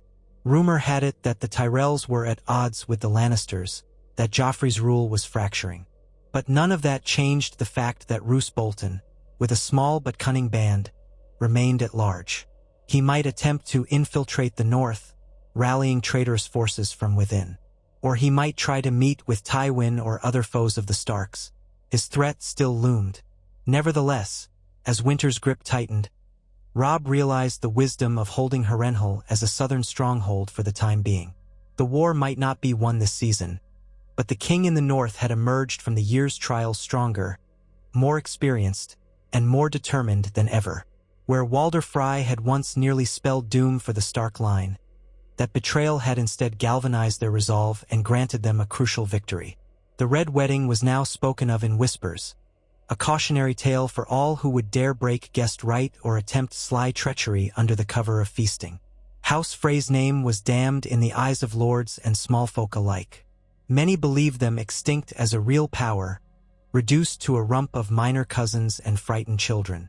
And now, Harrenhal flew the banner of the direwolf, thanks to that near-disaster turned triumph. The king in the north had proven he could adapt to the cunning of his enemies. The war would continue, but hope remained that the north, battered and bloodied, could yet survive and perhaps even prevail. In the courtyard of Harrenhal, on a bitterly cold afternoon, Catelyn found Robb among the newly arrived northern soldiers who had come to reinforce the siege. Men from House Mormont, House Glover, and others who had traveled a long way, braving early snows. They came to pledge anew their loyalty to the king in the north, having heard how he crushed Walder Frey's betrayal and claimed Harrenhal from the turncloak Bolton. She saw a solemn pride in her son's bearing as he thanked them for their faith. He wore the mantle of kingship more comfortably now, his youth tempered by the forging fire of betrayal and war. No longer the uncertain boy, he was a leader who had seen the worst men had to offer and had not blinked. Catelyn closed her eyes for a moment, picturing Ned, feeling a pang of grief that he could not see this moment. But a gentle wind brushed against her cheeks, as though the gods whispered that Ned was proud, wherever his spirit might reside. When she looked again, she saw Robb gently placing a hand on Grey Wind's head, speaking to the men about the future campaigns, the marches yet to come. With Walder Frey's treachery avenged and the Red Wedding undone, a new sense of purpose burned in every soldier's heart. That evening, as the sun sank behind Harrenhal's charred towers, Robb and Catelyn stood on the ramparts, gazing out over the wide expanse of the Riverlands. The snows had abated for the day, leaving the land draped in a pristine white blanket.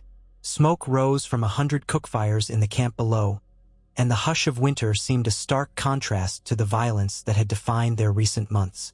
In that stillness, mother and son shared a quiet moment. "It's not over," Robb said, voice subdued. "The Lannisters remain. Bolton remains. So many dangers remain." Catelyn nodded, resting a hand on his arm. "It may never truly be over, Robb, but you have done what seemed impossible. You survived Walder Frey. You turned his betrayal into your victory. The North will remember that always." Robb looked at the snow-dusted horizon. Walder thought he could slay a wolf in its moment of trust. Bolton tried to starve us or bleed us. They forgot that the wolves of Winterfell are made for the cold. If winter is here, it's our season as much as theirs. He looked to her, a flicker of determination warming his blue eyes. "If the gods grant us the strength, we will reclaim everything that was stolen. The Red Wedding was meant to break us, but it has only honed our claws." She squeezed his arm. "We will not forget the dead we lost there. We will not forgive, but we will move forward together. The king in the north, strong and steadfast." He offered a faint smile, turning his gaze back to the land. A hush enveloped them, the last rays of daylight bathing the black stones of Harrenhal in a fleeting golden light. High above, the northern banner snapped in the chill breeze, a dire wolf on a field of gray, the emblem of House Stark.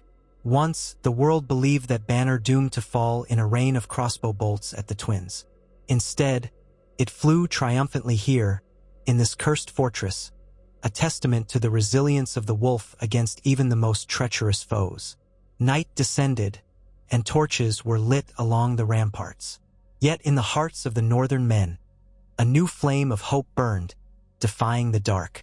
And in the annals of the Seven Kingdoms, men would speak of the night that was meant to herald the Starks' extinction, only to become the night House Frey sealed its own doom. They would recount how the king in the north rose from that blood-soaked wedding to carry the fight forward, forging a legend that would echo through ages yet to come, proving that even when the night is darkest, the wolf endures, teeth bared, and that a single moment of vigilance can turn the cruelest betrayal into an unbreakable triumph. Dawn broke cold and pale over Harrenhal, flooding the courtyard with a watery light that only made the soot-black walls more ominous. The Northmen were already stirring. Men brushing down horses, carrying steaming buckets of oats, patrolling the half-collapsed gates. As the sun rose, it caught on the direwolf banner that now flew from the ramparts, a gray wolf's head on a field of white and gray, snapping in the stiff breeze. Robb Stark stood below that banner in silent contemplation, the wind numbing his cheeks, his cloak clinging to the damp stone beneath his boots. Grey Wind loomed beside him, ears pricked, fur bristling with the tension that lingered in the fortress. Even after nights of uneasy rest, Harrenhal still felt haunted by the ghosts of the treacheries enacted within its halls. Catelyn Stark stood not far from her son, arms folded against the chill. She watched him from the corner of her eye. There was a new hardness in him, a certain set to his jaw that reminded her, heartbreakingly, of Ned. But where Ned had once worn calm authority as if born to it, Robb's leadership now showed the scars of a war that had forced him to mature too quickly. His triumph at the twins had saved House Stark from annihilation, but it had also revealed how precarious each day remained. Every victory was a hinge on which the rest of the war might pivot. Men trickled into the courtyard to receive morning orders. The Great John, Lord Umber, towered among them, his shoulders dusted with snowflakes. He bellowed directions to the guards posted at Harrenhal's shattered gates. Nearby was Brynden Tully, the Blackfish, wrapped in a thick cloak of dark gray wool. His face was drawn with weariness, but the sharpness in his eyes had not dulled. Together they surveyed the fortress's interior. After Roose Bolton's departure, what remained was a shell inhabited by men half dead from hunger and fear. There were fewer than 100 defenders left when they'd finally surrendered. Most had been Bolton's reluctant conscripts or rearguard men from old Lannister garrisons. Their new captors had stripped them of arms, fed them enough bread and salt fish to keep them alive, and locked them in the smaller courtyard cells until Robb decided their fate. In the center of that courtyard, a gallows had been erected for any who had proven themselves guilty of murder or treachery against the North. 3 men already swung there, pinned with signs proclaiming their crimes under House Bolton's orders, burning villages loyal to the Starks, torturing captives, murdering outriders. Catelyn was not squeamish by nature, but the sight of the bodies twisting slowly in the winter wind still churned her stomach. War had taught her a harsh truth. Mercy might save one's soul, but justice was necessary to protect the realm from monsters. And monsters abounded in these times. Robb turned from the parapets, lowering his gaze to his mother. "You're up early," he said, though he did not smile. "We have much to do, and little daylight to do it in." "I wanted to see you off," she replied quietly. "If you plan to ride out to meet those supply wagons." They were waiting for more wagons from the Riverlands. Grain, salted meats, fodder for horses. Anything that might sustain them if the war dragged on through snow-laden months. Robb nodded. "I'll lead a few hundred men to secure the roads north of here. We need to keep a watch for Roose Bolton. If he's anywhere within 100 leagues, I want him found." Then his expression darkened. "Though if he's half as cunning as we fear, he'll have slipped away by now, deeper into the Crownlands or slinking west toward the Lannisters." "And what if he goes north instead?" Catelyn asked. "We still have the ironborn in the north, controlling Moat Cailin. They watch the neck. If Roose tries to return to the Dreadfort, he'll have to pass them or find a secret route. We're sending ravens to the remaining loyal houses in the north. Lady Mormont on Bear Island, Lord Manderley in White Harbor. They'll keep their eyes open for Bolton if he dares approach," Robb said. "Still, a man like that knows how to travel unseen. He's not called the Leech Lord for nothing." From across the yard, Lord Umber's voice boomed. "Your Grace, the men are saddled. If it pleases you, we'll ride soon." Robb glanced at his mother with a final flicker of warmth. "Stay safe here. Harrenhal's walls may be strong, but watch for any sabotage. We don't know what secrets Bolton left behind." Before she could protest, he whistled to Grey Wind and strode off to join the Great John. A cluster of mounted men waited at the gates, hooves stamping on the frozen earth. They wore the direwolf sigil on their cloaks or shields. Some bore the leaping trout of Tully, or smaller banners from loyal northern houses. Robb swung onto his courser, and at once Grey Wind sprang forward to lope alongside him. The gates swung open, and the morning light spilled across the riders as they thundered out. Catelyn watched until the last of their banners disappeared beyond the courtyard walls, an ache fluttering behind her ribs. It was always the same, a dread that tried to remind her that every departure could be his last. Her boy had survived betrayals that would have undone most men, but the realm was wide and full of dangers she could not fully see. She turned away, refusing to let fear rule her. There was work to do. Harrenhal had not run itself in months, and the fortress, massive as 5 castles fused together, required more hands than they had. Soot-black corridors were filled with scattered debris, broken furniture, splintered pikes, old straw mattresses moldering in corners. Catelyn had organized some of the less dangerous prisoners to clean under watchful guard. Others helped in the kitchens, though the pantries were meager after weeks of siege. Brynden Tully appeared beside her, lowering his voice.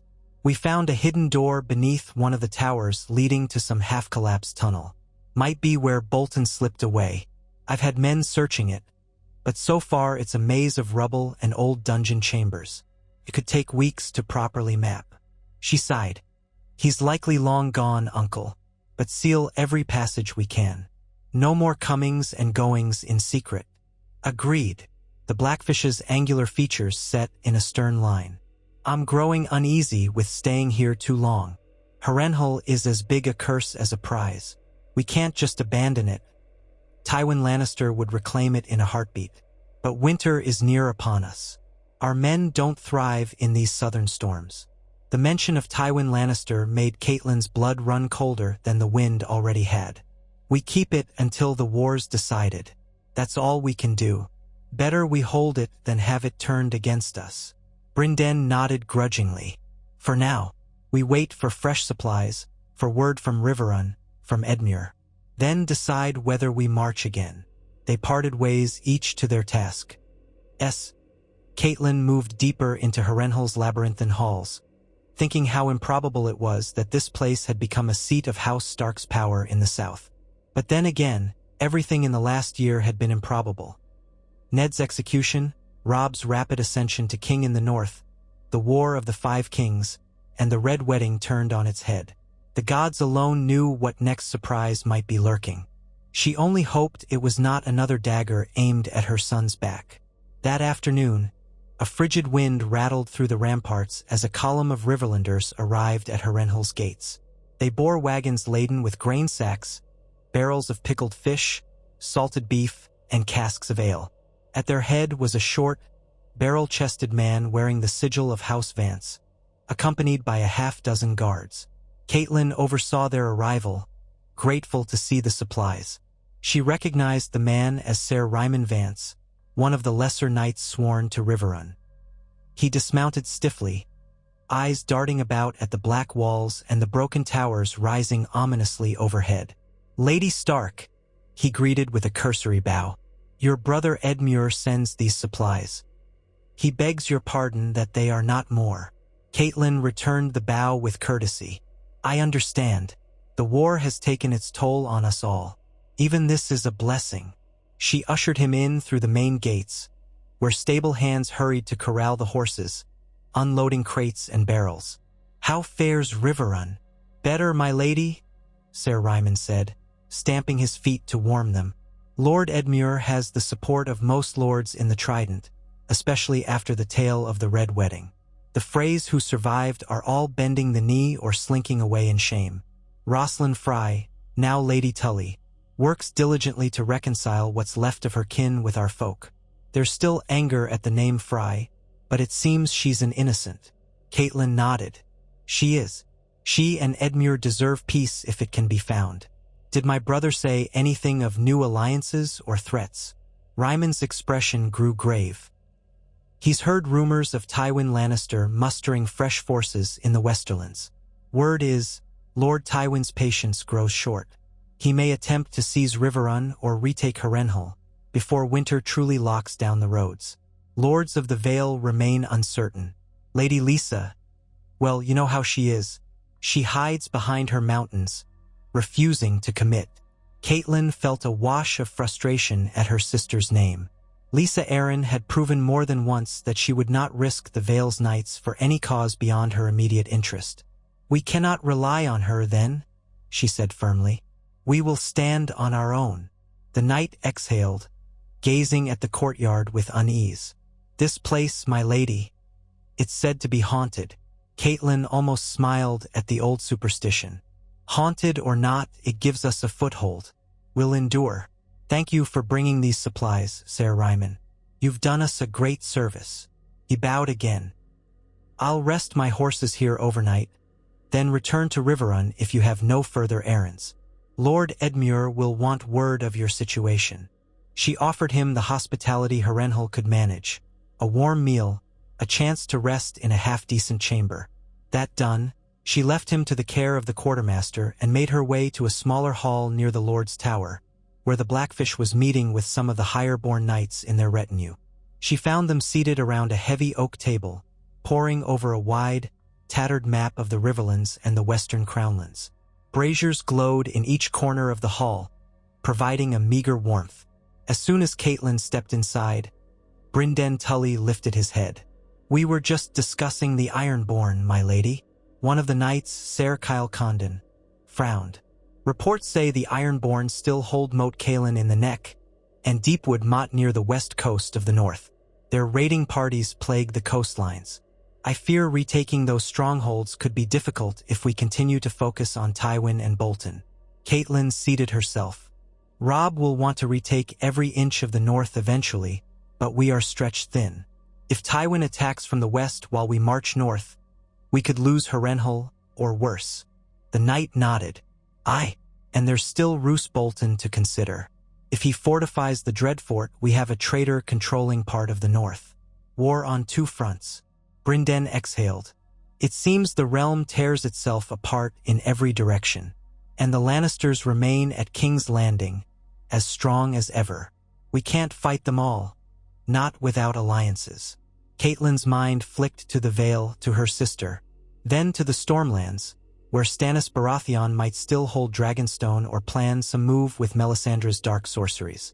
There was also talk of the Tyrells in King's Landing, presumably allied by marriage to Joffrey Baratheon. Yet the Tyrells chafed under Tywin's dominance, if rumors held true. So many shifting pieces, none of them certain. "It's a game of alliances," she murmured. "We were nearly undone by Walder Frey's betrayal. If we can secure the friendship of even one great house to offset the Lannisters, it might turn the tide." Her uncle's voice held a bitter note. "Renly Baratheon could have been that ally, but he's long dead. Stannis is no friend to us, nor does he have the resources to march far from the Wall, assuming he's even gone there." The War of the Five Kings had devoured all sense of normalcy, leaving factions in tatters. They spoke a while longer, though no new solution emerged. The conversation ended with a plan to send out more ravens to lords in the Westerlands, hoping to pry some of them away from Tywin's iron grip. It was a long shot. Gold had a way of keeping men loyal, and the Lannisters' mines in the west were legendary. Still, they had to try. By the time Catelyn left the hall, her head throbbed. Peace felt further away than ever. Robb returned 3 days later, with the Great John and their party of riders, driving before them a small column of wagons from a nearby village that had offered grain in exchange for coin and protection from roving outlaws. Snow dusted the men's cloaks and the horses' manes. They looked tired but satisfied. As soon as they passed through the gates, Robb called for a council with his mother, Brynden Tully, and a few of his most trusted lords. They gathered in Harrenhal's old audience chamber, once the seat of great lords who had risen and fallen in the castle's cursed history. The wind howled through cracks in the walls, making torches sputter. Robb shook off melted snow from his cloak and took a seat at the massive stone chair that served as Harrenhal's high seat. Gray wind settled at his feet, exuding a watchful calm. "We've scouted the roads north," Robb began, "and found no trace of Roose Bolton. He's vanished." His jaw set in that grim way. He might be heading west, hoping to broker a new arrangement with Tywin. The Greyjohn's gauntlets creaked as he tightened his fists. "If that pale leech lord tries to join the Lannisters, we'll have him flayed in his own manner. My king, say the word, and we'll harry the roads west." Robb shook his head. "We don't have enough men to comb every league of countryside. Not if we also plan to defend Harrenhal, Riverrun, and the Twins. Winter is upon us. We can't march an entire army on a wild chase." Brynden Tully cleared his throat. "Ravens arrived while you were gone, Robb. One from your uncle Edmure. No immediate threat to Riverrun, though scouts say Tywin is mustering an army at the Golden Tooth. Another from White Harbor. Lord Wyman Manderley remains loyal, but he begs for aid expelling the Ironborn from the northwestern coast. He lacks ships enough to dislodge them. Another from Bear Island. Lady Meage Mormont stands ready but warns that her island is dangerously short on food and men after repeated Ironborn raids." Catelyn studied her son. She saw the weight of these choices pressing down on him. Every direction demanded soldiers, resources, and leadership. "Do we have news from King's Landing?" she asked quietly. Brynden's mouth twisted. "Some rumor of Joffrey's wedding to Marjorie Tyrell, but no official word. They say it's to occur soon, in the new year, if the snows don't prevent it. No word of Sansa. The Lannisters keep her close, no doubt. A shadow passed over Robb's face at the mention of his sister. A pang of guilt and anger that he couldn't rescue her yet. But he steeled himself. "Very well," he said slowly. "Here's what we will do. First, Harrenhal must be secured. I want a garrison to hold it, enough men to defend against raids and to keep watch on the roads west. Second, we must ensure Riverrun's safety. If Tywin attempts to march, Uncle Brynden, can Edmure hold the castle alone?" Bryndon's eyes narrowed. "He has the Blackwood and Mallister men, plus Tyto's Bracken Lancers, though I trust them only so far. If Tywin comes in full force, I'm not certain. Perhaps with enough warning." Robb drummed his fingers on the arm of the stone seat. "We can't abandon our position here to rush back to Riverrun, or the entire Riverlands remain vulnerable. Meanwhile, the Ironborn press the north. We are caught between them." Catelyn felt her heart clench in sympathy. "So do we divide our forces further? Harrenhal, Riverrun, the twins, and a march to the north?" Robb's shoulders stiffened. "Dividing further weakens us too much. But the north is our home. If we leave it in the Ironborn's hands for the entire winter, our people suffer. They may lose faith in us." A low growl escaped Grey Wind's throat, as though echoing the tension. The Great John shrugged in frustration. "My king, we should strike at the Ironborn. Show the north we haven't forgotten them. But I won't lie. If Tywin moves in the south while we're away, we could lose everything we've fought for." Robb looked at the flickering torches, silent for a moment. "I have another idea. Perhaps we can treat with Balon Greyjoy. Offer a truce in exchange for pulling back his raiders. He's brash. But if the Lannisters are pressing him in the west..."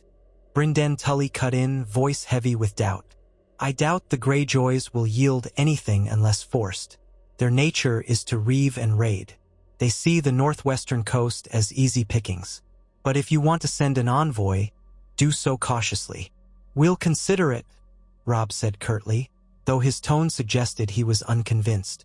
"For the moment, we hold Harrenhal, keep the supply lines open from the Riverlands, and wait for Tywin's next move. Winter or no winter, the Lannisters will want to strike us down. And we still must watch for Bolton." They left that council without a perfect answer, only the uneasy sense that every road led to more conflict. But at least they had the advantage of having turned the twins into a secure crossing, removing House Frey from the game board, and solidifying a forward position at Harrenhal. Small victories in a realm tearing itself apart. Days slid into weeks. Snow fell sporadically, turning to slush in the castle yard. The Northmen stationed at Harrenhal constructed better living quarters by repurposing old storerooms and patching up leaky roofs. Guards patrolled every tower. The outer villages sent small delegations, seeking protection from bandits who roamed the roads. Robb sent riders to chase off the worst of these outlaws, though a few returned with injuries or not at all. Winter was always a harsh time in Westeros, but war made it worse, especially for peasants who had little left to feed themselves. Catelyn oversaw a daily distribution of what little grain and meat they could spare. She listened to the villagers' pleas and grew only more heartsick at their condition.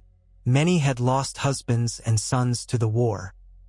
Others had seen their homesteads burned by one side or another. The war had become a ravenous beast, devouring all.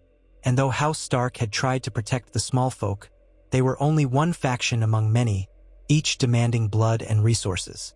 At night, Catelyn found herself plagued by dreams of Ned, or of Robb as a small boy in Winterfell's courtyard, chasing a laughing Jon Snow with a wooden sword. But the memory always turned sour. Jon vanished in a swirl of snow, or Ned's head reappeared on a spike, or the Red Wedding's crossbows loomed from the corners of her vision. She would awaken in her chilly bed, heart pounding. Sometimes she rose to walk the corridors, the distant torchlight revealing the soot-black cracks in Harrenhal's walls. The ghosts felt real then, perhaps not literal spirits, but the echoes of every betrayal and cruelty that had transpired here, from Aegon's conquest to the present day. One such night, She encountered Brynden Tully near the library tower, also unable to sleep. They shared a quiet moment by a narrow window, looking out over the moonlit courtyard. The pyres from last week's executions still smelled faintly of burned flesh. "You should rest," she told him gently. "We have no shortage of worries in daylight. At least try to ease your mind at night." He gave a dry laugh. "I've seen too many campaigns, Cat. My mind rarely eases. I think of Edmure, alone at Riverrun, newly married to a girl from a trader's house. I think of Robb's burdens. I think of the crack in your heart from losing Ned. The night holds no mercy for such thoughts." She reached for his hand, gave it a reassuring squeeze. "We all bear the scars of war, but if we can endure day by day, perhaps we'll see peace in time." He nodded, though doubt lingered in his eyes. If the gods are kind. They lingered there, silent, two weary souls who had seen too much loss. After a while, the chill drove them back to their chambers, and the night wore on in lonely quiet. By the third moon of their occupation, Harrenhal felt more fortress than ruin. The northern garrison had grown used to its maze of corridors and haunted corners. Fires crackled in the great hall each evening, where men ate sparse meals of cabbage soup, dried fruits, and whatever meat the huntsman could bring in. Robb often joined them, taking a meal among his men, listening to their stories or complaints, offering a word of encouragement. The presence of the king in the north buoyed them, reminding them why they endured the discomfort. During one such evening, a rider arrived carrying urgent dispatches from Riverrun. Robb halted his meal to receive them with Caitlin, Brynden, and the Great John at his side. The parchment bore Edmure's seal, the wax pressed with the trout of House Tully. Robb's eyes moved swiftly over the words, and Caitlin watched the flicker of tension in his face. He passed the letter to the Blackfish. "Tywin Lannister has taken the field," he said under his breath. "Edmure's scouts claim a host of over 10,000 men, massing near the Golden Tooth. They could be within striking distance of Riverrun in a fortnight." Caitlин's heart constricted. She found herself immediately fearing a repeat of old disasters. Is Edmure safe within the walls? Riverrun is strong. Riverrun held out against Jaime Lannister once, said Brynden, scanning the letter. But Tywin is no reckless youth. He'll come prepared, likely with siege equipment. Edmure pleads for reinforcements. The Great John thumped a fist on the table. Then let's march. Better to meet Tywin in the field than let him settle in for a siege.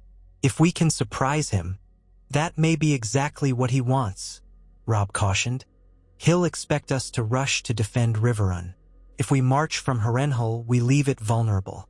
And if Tywin has outriders in the area, he could intercept us. We might find ourselves pinned between his army and a second force from King's Landing. Brynden folded the parchment. You must decide, Robb. Leave Harrenhal lightly garrisoned, or stay behind these black walls and force Edmure to stand alone. There is no perfect solution.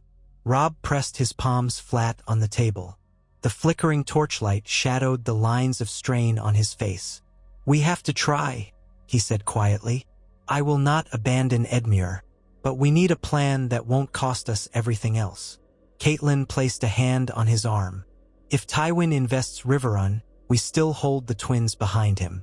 He cannot easily cross there, not without our leave. If we gather enough men, we might catch him in a pincer, Riverrun from one side, Harrenhal from the other. We can choose our battlefield. Robb's eyes lit with a spark of determination.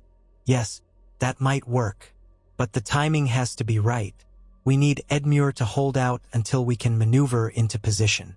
If Tywin reaches the castle and sets up his siege lines, it becomes more dangerous. The Lannisters fight best on open fields or with ample supply lines. The Great John roared with enthusiasm, slapping his thigh. We'll slice them from both ends. Lannister guts in the middle. It won't be so easy, Brynden said warily. Tywin is cunning. He'll guess we might try such a tactic. Robb nodded. All the more reason to be swift and disciplined. Great John, muster our main force, archers, spearmen, and the cavalry we have. Leave behind a strong enough garrison to keep Harrenhal secure. Brynden, you'll write to Edmure, instructing him to prepare for a coordinated strike. He should feign a purely defensive posture, let Tywin commit to the siege, then sally forth when we hit them from behind. If it works, we could break Tywin's army in the Riverlands. Catelyn studied her son with a mix of pride and worry. This was the type of bold plan that had defined his early victories, like the Whispering Wood, where he captured Jaime Lannister. But it was also a plan that relied on perfect coordination. Mistakes or delays could be disastrous. Still, she could not deny that Robb was right. To leave Edmure unaided would be the death knell for the alliance in the Riverlands. The Tullis had shed blood for House Stark, and now that loyalty had to be repaid. She placed a hand on his shoulder. "We'll send a raven at once. I'll prepare to accompany you. My place is with you and the men if we go to war again." He hesitated. "Mother, it's dangerous. If Tywin intercepts us." She gave him a look that brooked no argument. "I lost my husband to these Lannisters. They nearly stole you from me at the Twins. I will not wait behind another set of walls." A faint, sad smile touched Robb's lips. "As you wish." They spent the rest of the night drawing up orders, verifying supply wagons, and selecting which knights would remain to hold Harrenhal. By dawn, the fortress bustled with preparations. The Great John led men in checking horse tack and forging new arrowheads. Brynden Tully wrote furiously, sending ravens to Edmure and other loyal lords in the Riverlands, summoning them to stand ready. Catelyn oversaw the quartermasters, ensuring the men had enough rations to sustain a forced march. Snow began falling in delicate flurries as the day wore on, drifting across the battlements. The combination of swirling white flakes against Harrenhal's black walls made a stark, almost dreamlike contrast. But there was no time to admire it. The war machine was lurching back to life. Men who had begun to grow used to the fortress's bleak shelter now found themselves tightening saddles, rolling up tents, and steeling themselves for another campaign. Robb took a few moments to walk the ward with Grey Wind, checking on the morale of his men. He paused by a pair of young archers practicing with straw targets, offering a word of encouragement. He stopped by the stablemasters to confirm the horse count. Everywhere he went, men saluted or bowed. Their respect for him mingled with the unspoken knowledge that many of them might not return. Catelyn watched her son from a distance. He was becoming more than the boy who had left Winterfell. This was a man tempered by heartbreak and betrayal, no longer naive, but not devoid of compassion. Each day, he resembled Ned in some ways, and yet in others, he had grown beyond his father's shadow, shaped by a war that had forced him into ruthless cunning. She prayed the gods would grant him the wisdom to see this through. That evening, they feasted as best they could on fresh game from the forests near Harrenhal. Venison roasted with onions, black bread, and mulled wine.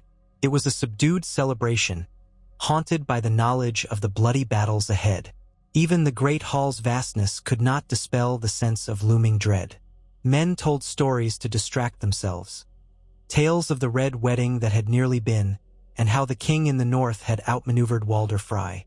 Others swapped rumors of how the twins were faring under Edmure's watchers, or about sightings of Roose Bolton creeping away by night. Some whispered that the ghost of Harren the Black roamed the upper towers. But in a time of war and hunger, few had energy to dwell on superstitions. When dawn came, the host began to depart. Hundreds of men, some on horseback, many on foot, poured out through Harrenhal's gates. Their banners, half dulled by winter's breath, lifted in the wind. The direwolf of House Stark, the trout of House Tully, the bear of House Mormont, the stag of House Gaunt, and others, all unified under the king in the North's cause.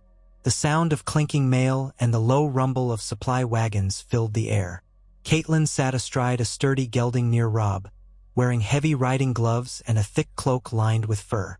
The wind whipped her auburn hair against her face. They left behind a garrison of 200 men commanded by a seasoned northern knight, Ser Ferran Castle, distant kin to the castles of Winterfell. Though Harrenhal was a colossal place for so few, it would have to suffice. The final sight of that black fortress receding behind them was oddly bittersweet. Felt like they were leaving a tomb.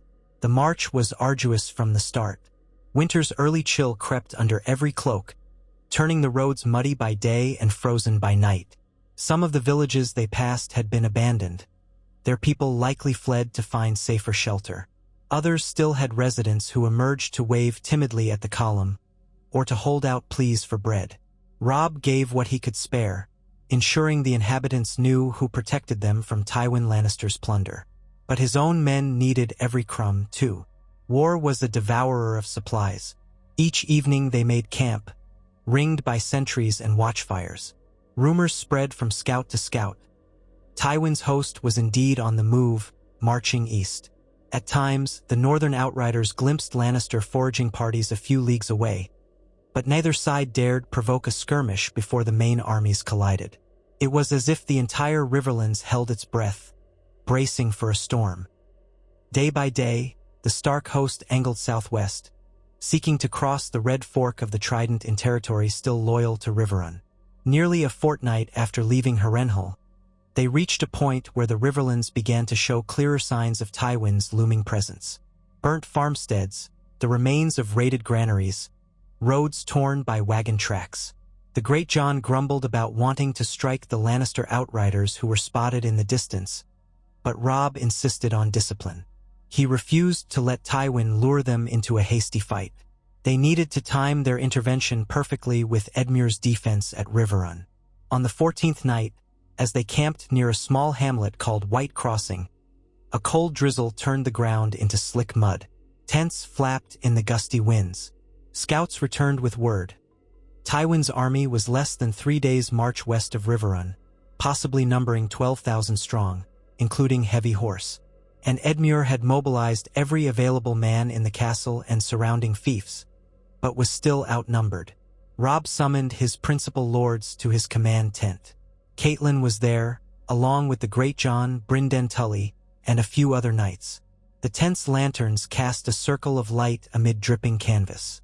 A large map lay spread on a table, pinned at the corners with daggers to keep it from folding up. Robb surveyed the map. We are 2, perhaps 3 days' ride from Riverrun if we push hard.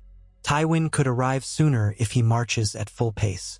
Edmure might be forced to meet him in open battle or retreat behind the castle walls.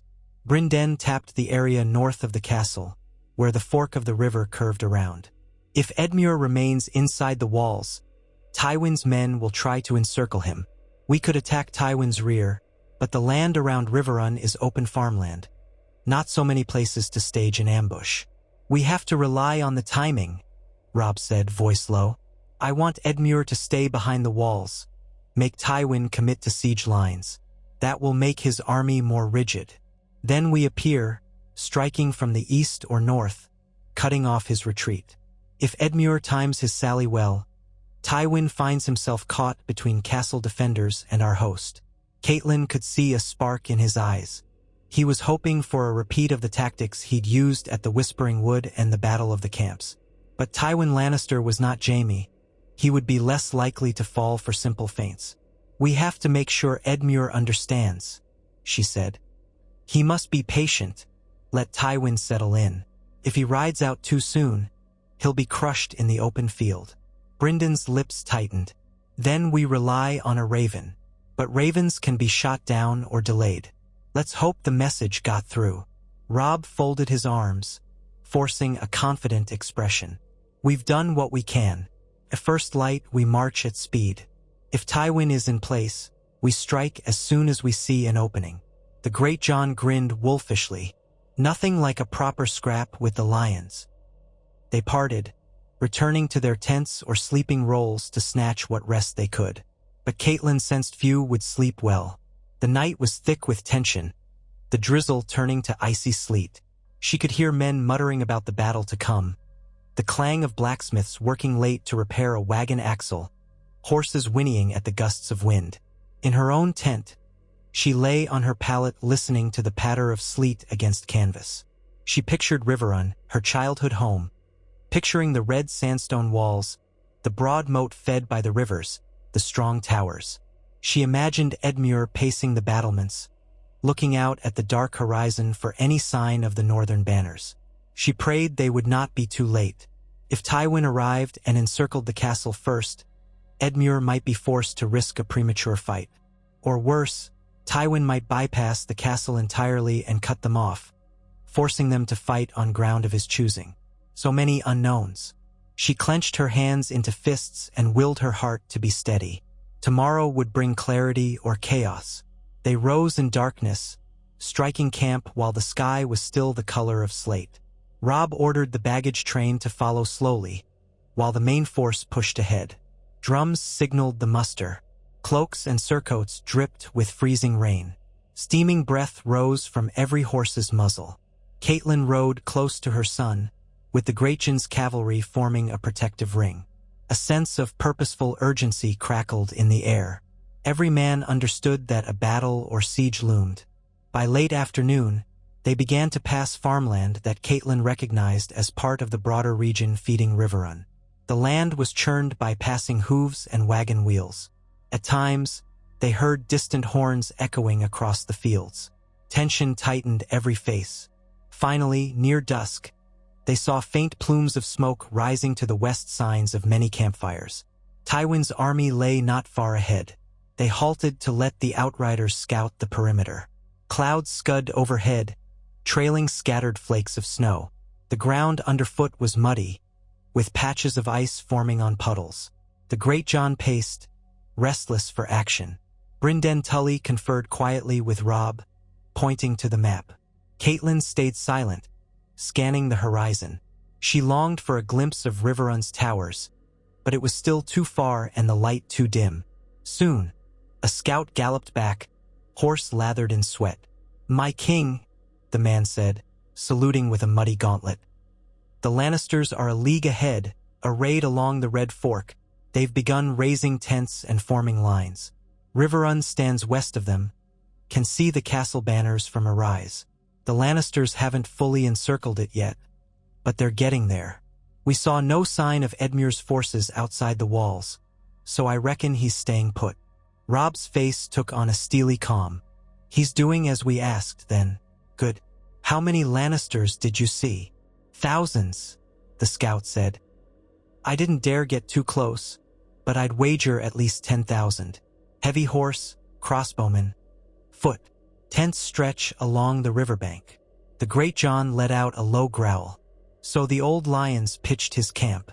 Perfect for us." "Or perfect for him," Brynden muttered. "Tywin might be waiting. If we assault him while he's still fresh, we face the full might of his army." Robb squared his shoulders. "We'll do this carefully. We wait for nightfall, move closer under cover, and position ourselves so that at dawn we strike his flank.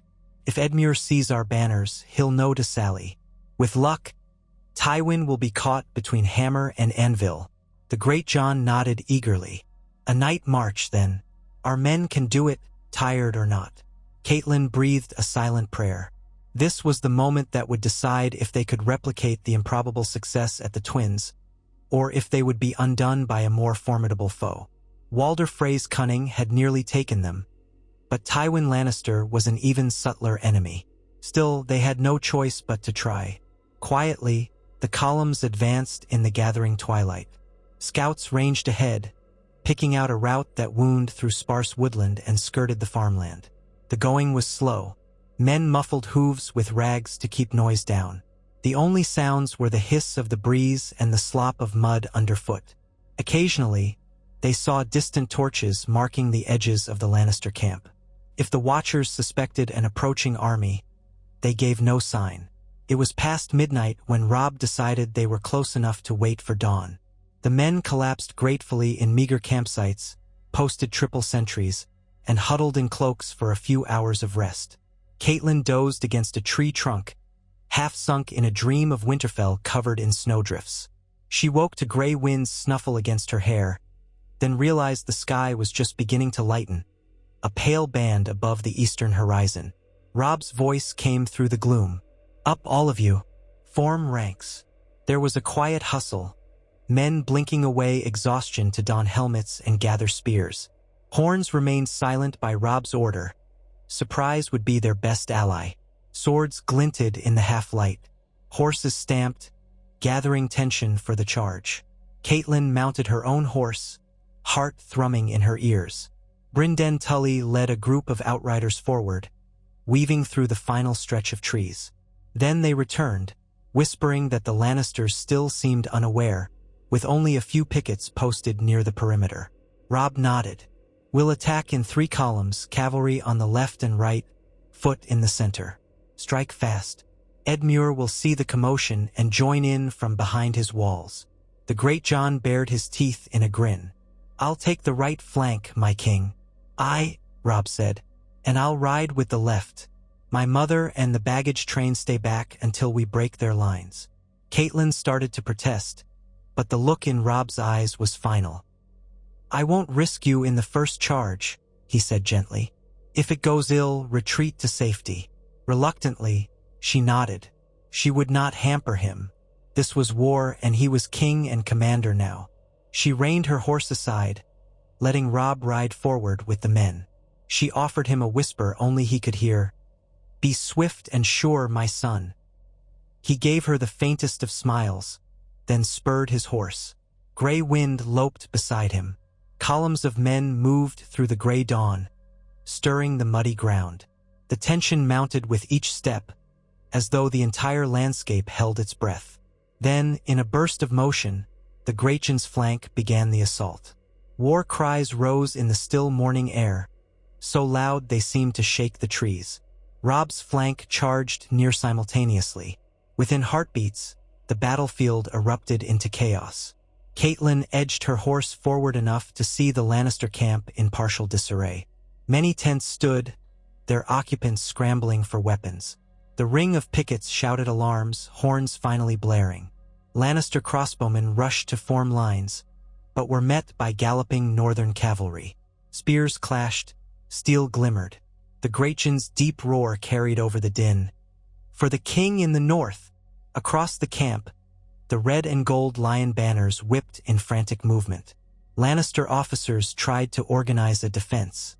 Heavy horse in burnished armor thundered to meet the northern riders. Swords rang against shields in the half-light. Beneath it all, the terrified screams of horses and men rose as the assault pressed deeper into the sleeping camp. Robb's column crashed through the western edge, scattering unsuspecting Lannister foot. Gray wind surged among them, a flash of fangs. Some Lannisters threw down their arms in panic. Others rallied, forming pike lines. The clash became a swirl of bodies, mud spattering in every direction. Through gaps in the rolling smoke of campfires, Catelyn glimpsed Robb's banner. He and his guard circled around, trying to keep cohesion. The Lannisters fought back fiercely now, crossbow bolts whistling overhead. Then, from the west, a thunderous sound. Riverrun's gates opening, trumpets blowing. Catelyn's heart soared. The slender shape of Edmure's cavalry poured forth, the Tully banners bright against the dawn.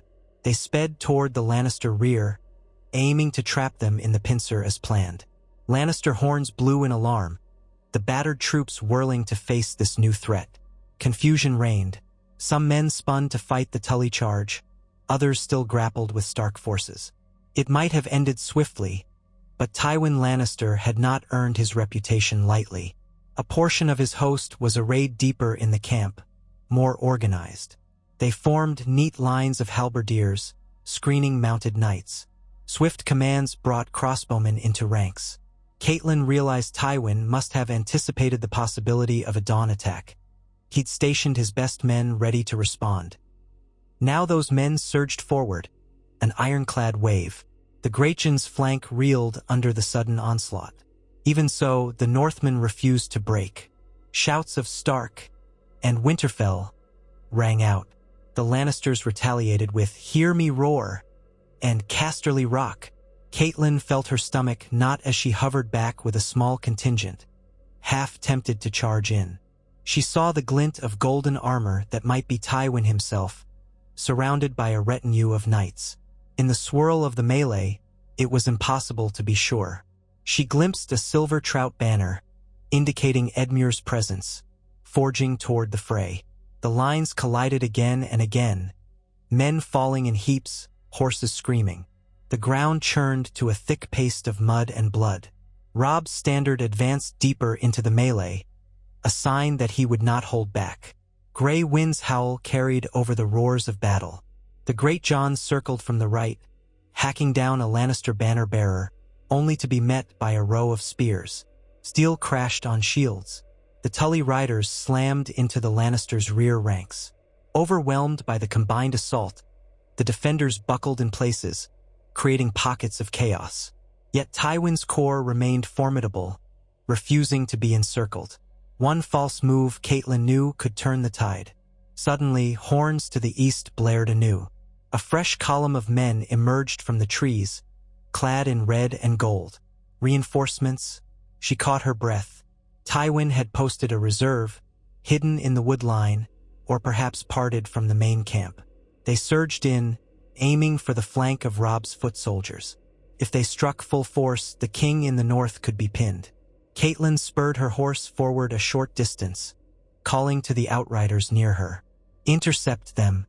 Rally to the king. She couldn't watch from the sidelines now. Fear hammered in her chest, but she refused to let her son be cut down. A handful of northern riders formed around her, uncertain but loyal. They were not enough to stop a whole column, but at least they could distract them by time for Robb's main force to pivot. Her small group galloped toward the flank. She glimpsed the lead Lannister knights. Gleaming plate, bright crests. Their commander shouted something lost in the din, pointing his lance. One crossbow volley hissed by, killing a horse to her right. She heard a man's shriek as he went down in the mud. Her own mount skittered in panic, but she forced it onward. Another wave of Lannister horse barreled toward them. For a heart-stopping instant, she thought she would be knocked from the saddle. Then the Great John appeared from the swirling chaos, an enormous figure astride a warhorse. Blood streaked his armor. "Lady Stark, turn aside!" he roared, brandishing his sword. Before she could respond, he and his men plowed into the new Lannister flank, steel biting deep. Screams rang out. She wrenched her horse's reins, nearly colliding with a wounded knight who swung a mace at her in desperation. She ducked, feeling the wind of the blow whistle over her head, and one of her outriders speared the knight from the side. Everything was noise and confusion. Distantly, she heard a blast of northern war horns. Out of the swirling dust and ash, Robb's column pivoted to face the new threat. She saw Robb himself, helmet half splattered with mud, gray wind snarling at his stirrup. They crashed into the Lannisters' reserve from another angle. The Lannister push faltered, men turning to face a dire wolf and the king in the north. The Great John let out a triumphant roar, hacking through to Robb's side. The two flanks merged, forging a wedge that pressed the Lannisters backward. Meanwhile, Edmure's cavalry hammered Tywin's main body from the rear. Already battered, the Lannister lines began to crumble. Shouts of retreat rose among them.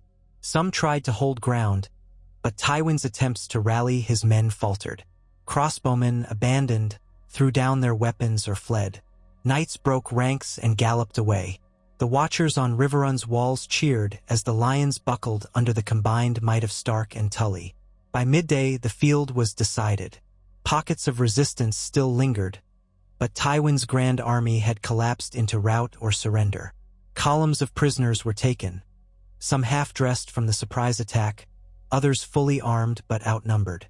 The muddy field was strewn with corpses in red and gold, with scattered northern dead among them.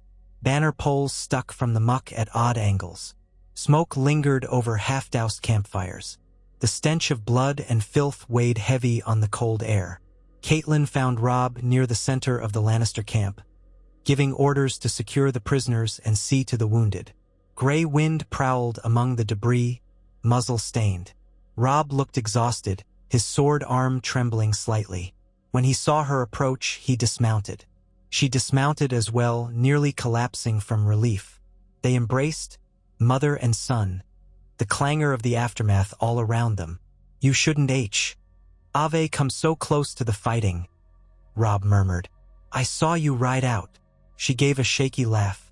"I couldn't stand idle while you faced them alone." He let out a breath. "We have the victory, mother.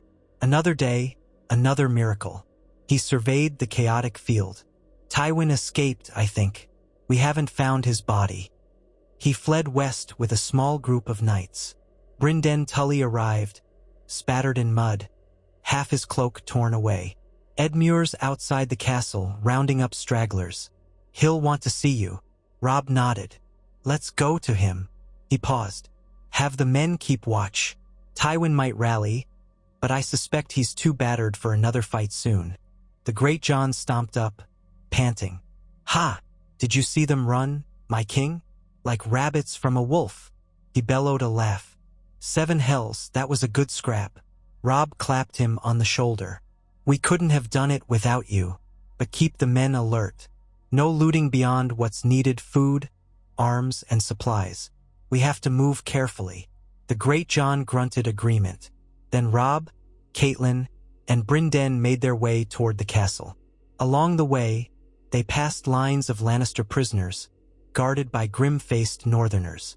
Some prisoners wept or cursed. A few stared at the Starks with fear and hatred. Blood pooled in depressions in the earth. Carrion crows circled overhead. Riverrun's massive portcullis stood open, with Edmure Tully waiting in the outer ward on horseback. He wore a dented helm, his tabard smeared with gore, but his expression was one of relief. Catelyn felt tears prick her eyes. She had lost her father only recently, but now here was her brother, alive despite the war's fury. She rode forward, and they embraced without words, the pang of sorrow for those not present. Hoster Tully, Ned Stark, mingling with gratitude for each other's survival. Robb, Edmure said, clasping the king in the North's forearm. You came just in time. One more day, and Tywin would have set his siege lines. I was prepared to hold out, but I feared a lengthy siege in the dead of winter. Robb managed a wan smile. It was close. He glanced back at the battlefield. We destroyed or captured much of Tywin's army, but not all. We should count our dead and fortify the area. Tywin may yet regroup. Edmure nodded, face lined with worry. Riverrun is yours, your grace, for as long as you need it. But let's hope the threat is ended. The Lannisters took a staggering blow today. Between this and your triumph at the Twins, perhaps they'll think twice before challenging you again. Catelyn listened to her brother's optimism, but she knew better than to rest easy. Tywin was cunning, and the realm was not stable. They still had Bolton and the Ironborn to contend with, and King's Landing remained in Lannister hands. Yet for this moment, they had won a great victory on the banks of the Red Fork, forging a memory that might eclipse even the triumph at the Twins.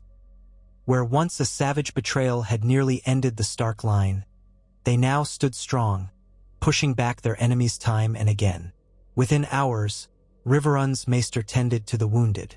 Fires burned in braziers to warm men who had marched and fought in freezing rain. A portion of the castle's great hall was open to accommodate feasting, albeit a somber one.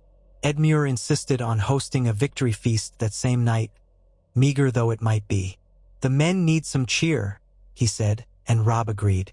Catelyn wandered the hall before the feasting began, observing cooks rushing about with barrels of salted pork, sacks of onions, casks of ale.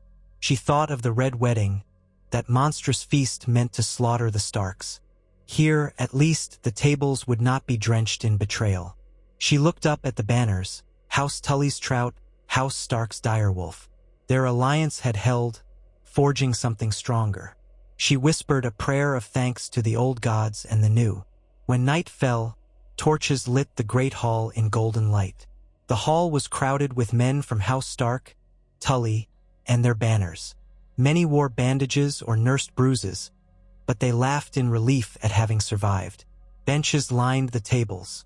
The scraps of food they had: stew, bread, small beer, felt like a feast after the horrors of the battlefield. Robb sat at the head table next to Edmure, with Brynden Tully and the Great John to his left and right. Catelyn took a seat nearby, Rosalind Tully at her side. Rosalind, who had once been Rosalind Frey, now wed to Edmure and trying to fit in as the Lady of Riverrun. Rosalind looked pale, eyes darting around at the men.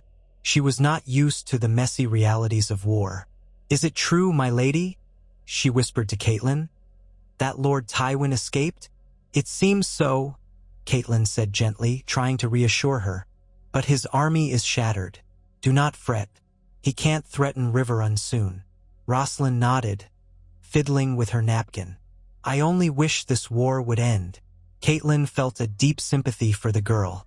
We all do, child, and we take each victory as a step toward that end. At the head of the table, Robb stood, raising a drinking horn. Conversations died down as men turned to their king. Caitlin watched him closely.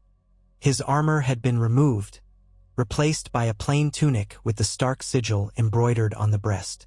He looked both exhausted and elated. My lords, he began, voice echoing in the hall. Today we've won a hard-fought victory. We remember those who died, friends and foes alike. We honor the courage of the Tullus who defended Riverrun, and the valor of every man who rode with us. The hall erupted in cheers. Robb let it subside, then continued. But we cannot claim the war is over. Tywin Lannister still lives, and his gold flows freely. The Iron Throne remains occupied by a false king. We have much to do. Yet tonight, we take heart that our cause is not lost. The Red Wedding was meant to end us, and we stand unbroken. Let this feast be a testament to our resolve. The North remembers. A roar of approval rattled the rafters. Men banged cups on the tables. Rosalind started at the noise, but Caitlin put a gentle hand on her arm, smiling faintly. The Great John bellowed, "The King in the North!" And soon the entire hall chanted it in a rolling thunder of voices. When the clamor subsided, everyone returned to their cups and bowls. Conversations overlapped in a hum of relief and excitement. Caitlin drank sparingly of the ale, her thoughts drifting to the future. Tywin might have lost this battle, but he would not surrender so easily. King's Landing was still the seat of Lannister power, and the North still needed liberating from the Ironborn. Roose Bolton lurked somewhere, waiting to strike again if he found an opening. The war might grind on for months, even years, devouring more lives in its maw. But for tonight, they had claimed a victory that few thought possible. It had not been a cunning ambush in a banquet hall, but a full clash of arms in the field, with the Starks and Tullus emerging triumphant. Tomorrow would bring new dilemmas, but tomorrow could wait. In the glow of torchlight, with the taste of victory lingering, Caitlin allowed herself a fragile hope that perhaps, with each of these triumphs, they were inching closer to restoring peace, at least for those who had endured so much. In the days that followed, Riverrun's yards bustled with activity. Men scoured the battlefield for salvageable arms and armor. A portion of Tywin's supply wagons had been captured intact, stuffed with grain and salted fish. That was a boon for the Stark Tully forces, who had marched on increasingly thin rations. Robb oversaw the distribution of spoils and made sure the wounded were tended. Edmure directed the repairs to Riverrun's defenses, anticipating Tywin might strike again eventually. Caitlin spent her mornings comforting wives or sweethearts who came seeking news of loved ones. Some found relief in seeing their men alive. Others broke down sobbing at the confirmation of death. She prayed with them, offered words of condolence, but felt hollow inside. War's cruelty had no limit. One cold afternoon, she found Robb in a quiet corner of the castle's ramparts, gazing out at the Red Fork. The river ran swift and dark, swollen by recent rains. Over its gentle roar, she heard the distant clang of blacksmiths repairing dented plate. Robb wore a heavy cloak, but his hair was damp from the drizzle, and he looked older than his years. "May I join you?" she asked softly. He nodded, not turning. She stepped up beside him. For a moment, they stood in silence, watching the water flow past. Then he spoke in a low voice. "I keep waiting for the next betrayal, Mother. Frey, Bolton, I wonder if there's another. Tywin's cunning. How long before someone else is persuaded to turn cloak?" Caitlin placed a hand on his arm. "We've learned to be wary, and every time they try, you thwart them. That alone might give would-be traitors pause." He let out a long breath. "I want to press our advantage. March on the Westerlands, perhaps, or strike at the Ironborn in the north. But we're exhausted. So many men wounded, so many supplies stretched thin. and winter tightens its grip. We can't do everything at once. She saw the conflict in him. The thirst to reclaim the North, avenge Ned, rescue Sansa, break the Lannisters, punish the Boltons, all competing for immediate attention. And behind it all lay the boy who had grown up too fast, forced by fate into a crown. "We do what we can," she whispered, "and we do it together.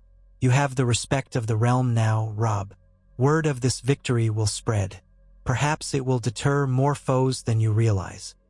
He looked at her, his expression softening. "I hope so, Mother." The Red Wedding turned into Walder Frey's undoing, and now Tywin's host is broken. But I cannot shake the feeling that we're in a race against time. Every day we wait, the Ironborn fortify their positions, King's Landing weaves new intrigues, and Roose Bolton plans another treachery. And yet, if we rush headlong, we risk losing everything. I wish Father were here. He'd know the honorable course. Catelyn's throat tightened. Your father would be proud of you. Honor doesn't always mean charging forward. Sometimes it means waiting, thinking, protecting your own. You've done all that, more than many kings ever do. And we have to trust that the gods led us through the Red Wedding for a reason. We survived the worst betrayal, and we stand stronger for it. He gave a faint smile, turning his gaze back to the rushing river. You're right, as usual. We'll hold fast. We'll fortify Riverrun, rest our men, watch for Tywin's next move.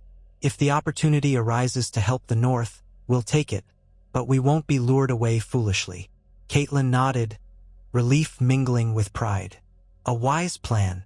They stood side by side for a while longer, letting the drizzle bead on their cloaks, the roar of the river filling the silence. Far off, a flock of crows wheeled in the gray sky, perhaps seeking the carrion left on the battlefield. The realm was battered and bloodied, the war far from done. But Robb Stark, the king in the North, remained unbowed by the treachery that had nearly claimed him. Twice now, those who sought to crush the wolves had fallen to their own schemes. Catelyn prayed this resilience would guide them through the coming storms. For all the uncertain tomorrows, for the heartbreak still to be faced, for the twin threats of Lannister gold and Ironborn raids, she held on to one certainty: the North remembered. The Starks had turned the Red Wedding into Walder Frey's doom and emerged victorious on more than one battlefield.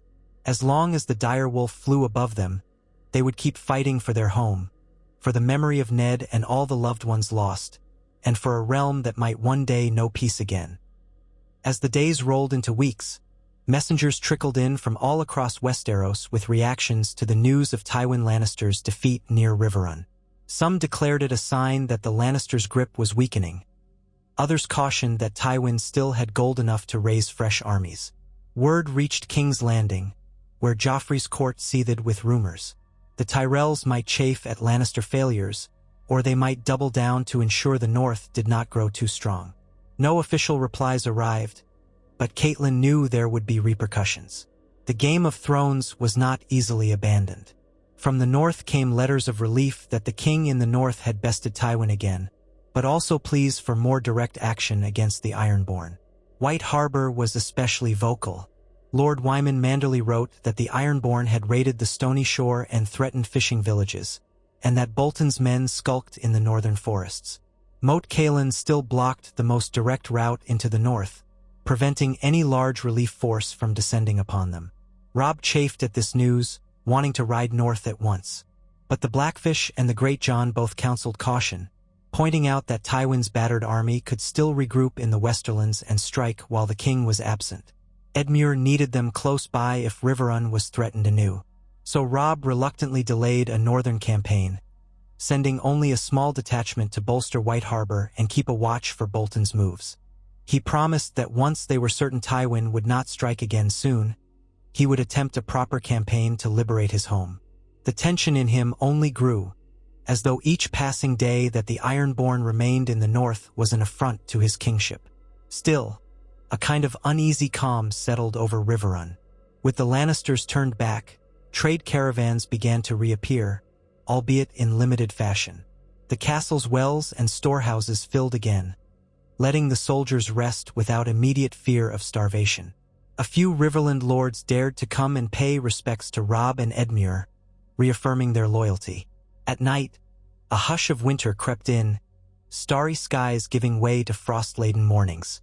Catelyn often walked the walls, listening to the rustle of the Red Fork below, recalling summers past when she'd run through these corridors as a girl.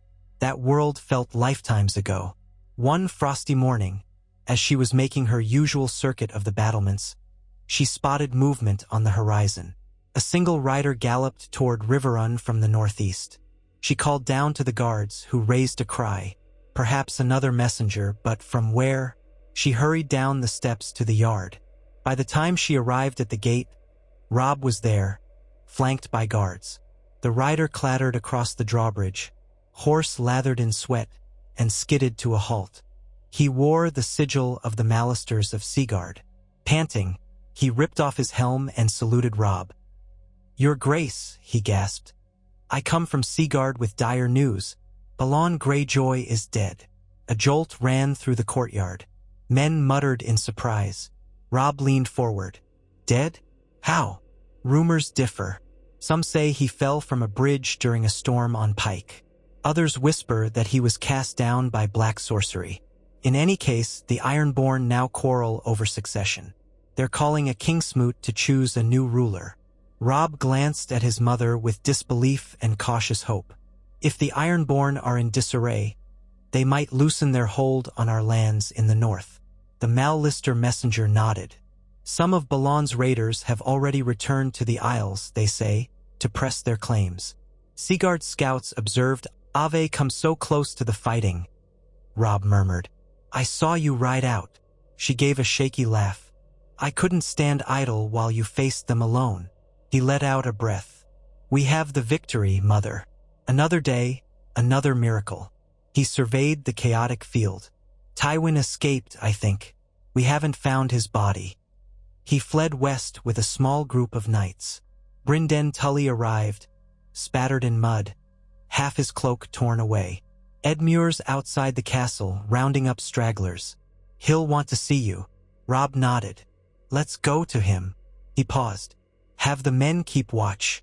Tywin might rally, but I suspect he's too battered for another fight soon."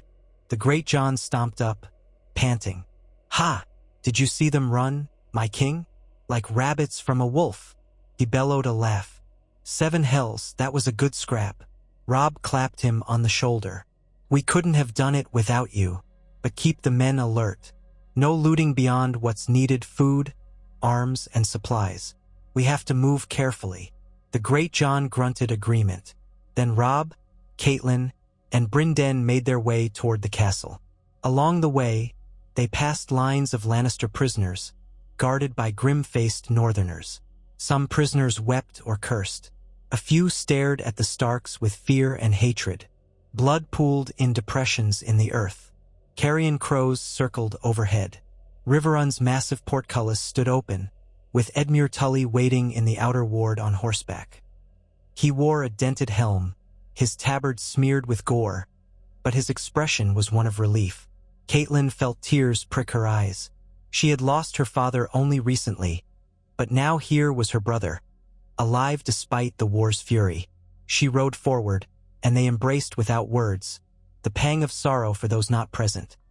Hoster Tully, Ned Stark, mingling with gratitude for each other's survival. "Robb," Edmure said, clasping the king in the North's forearm. "You came just in time. One more day, and Tywin would have set his siege lines. I was prepared to hold out, but I feared a lengthy siege in the dead of winter."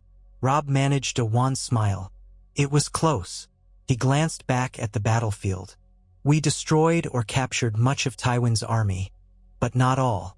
We should count our dead and fortify the area. Tywin may yet regroup." Edmure nodded, face lined with worry. "Riverrun is yours, your grace, for as long as you need it. But let's hope the threat is ended. The Lannisters took a staggering blow today. Between this and your triumph at the Twins, perhaps they'll think twice before challenging you again." Catelyn listened to her brother's optimism, but she knew better than to rest easy. Tywin was cunning, and the realm was not stable. They still had Bolton and the Ironborn to contend with, and King's Landing remained in Lannister hands. Yet for this moment, they had won a great victory on the banks of the Red Fork, forging a memory that might eclipse even the triumph at the Twins. Where once a savage betrayal had nearly ended the Stark line, they now stood strong, pushing back their enemies time and again. Within hours, Riverrun's maester tended to the wounded. Fires burned in braziers to warm men who had marched and fought in freezing rain. A portion of the castle's great hall was opened to accommodate feasting, albeit a somber one. Edmure insisted on hosting a victory feast that same night, meager though it might be. "The men need some cheer," he said, and Robb agreed. Catelyn wandered the hall before the feasting began, observing cooks rushing about with barrels of salted pork, sacks of onions, casks of ale. She thought of the Red Wedding, that monstrous feast meant to slaughter the Starks. Here, at least, the tables would not be drenched in betrayal. She looked up at the banners, House Tully's Trout, House Stark's Direwolf. Their alliance had held, forging something stronger. She whispered a prayer of thanks to the old gods and the new. When night fell, torches lit the great hall in golden light. The hall was crowded with men from House Stark, Tully, and their banners. Many wore bandages or nursed bruises, but they laughed in relief at having survived. Benches lined the tables. The scraps of food they had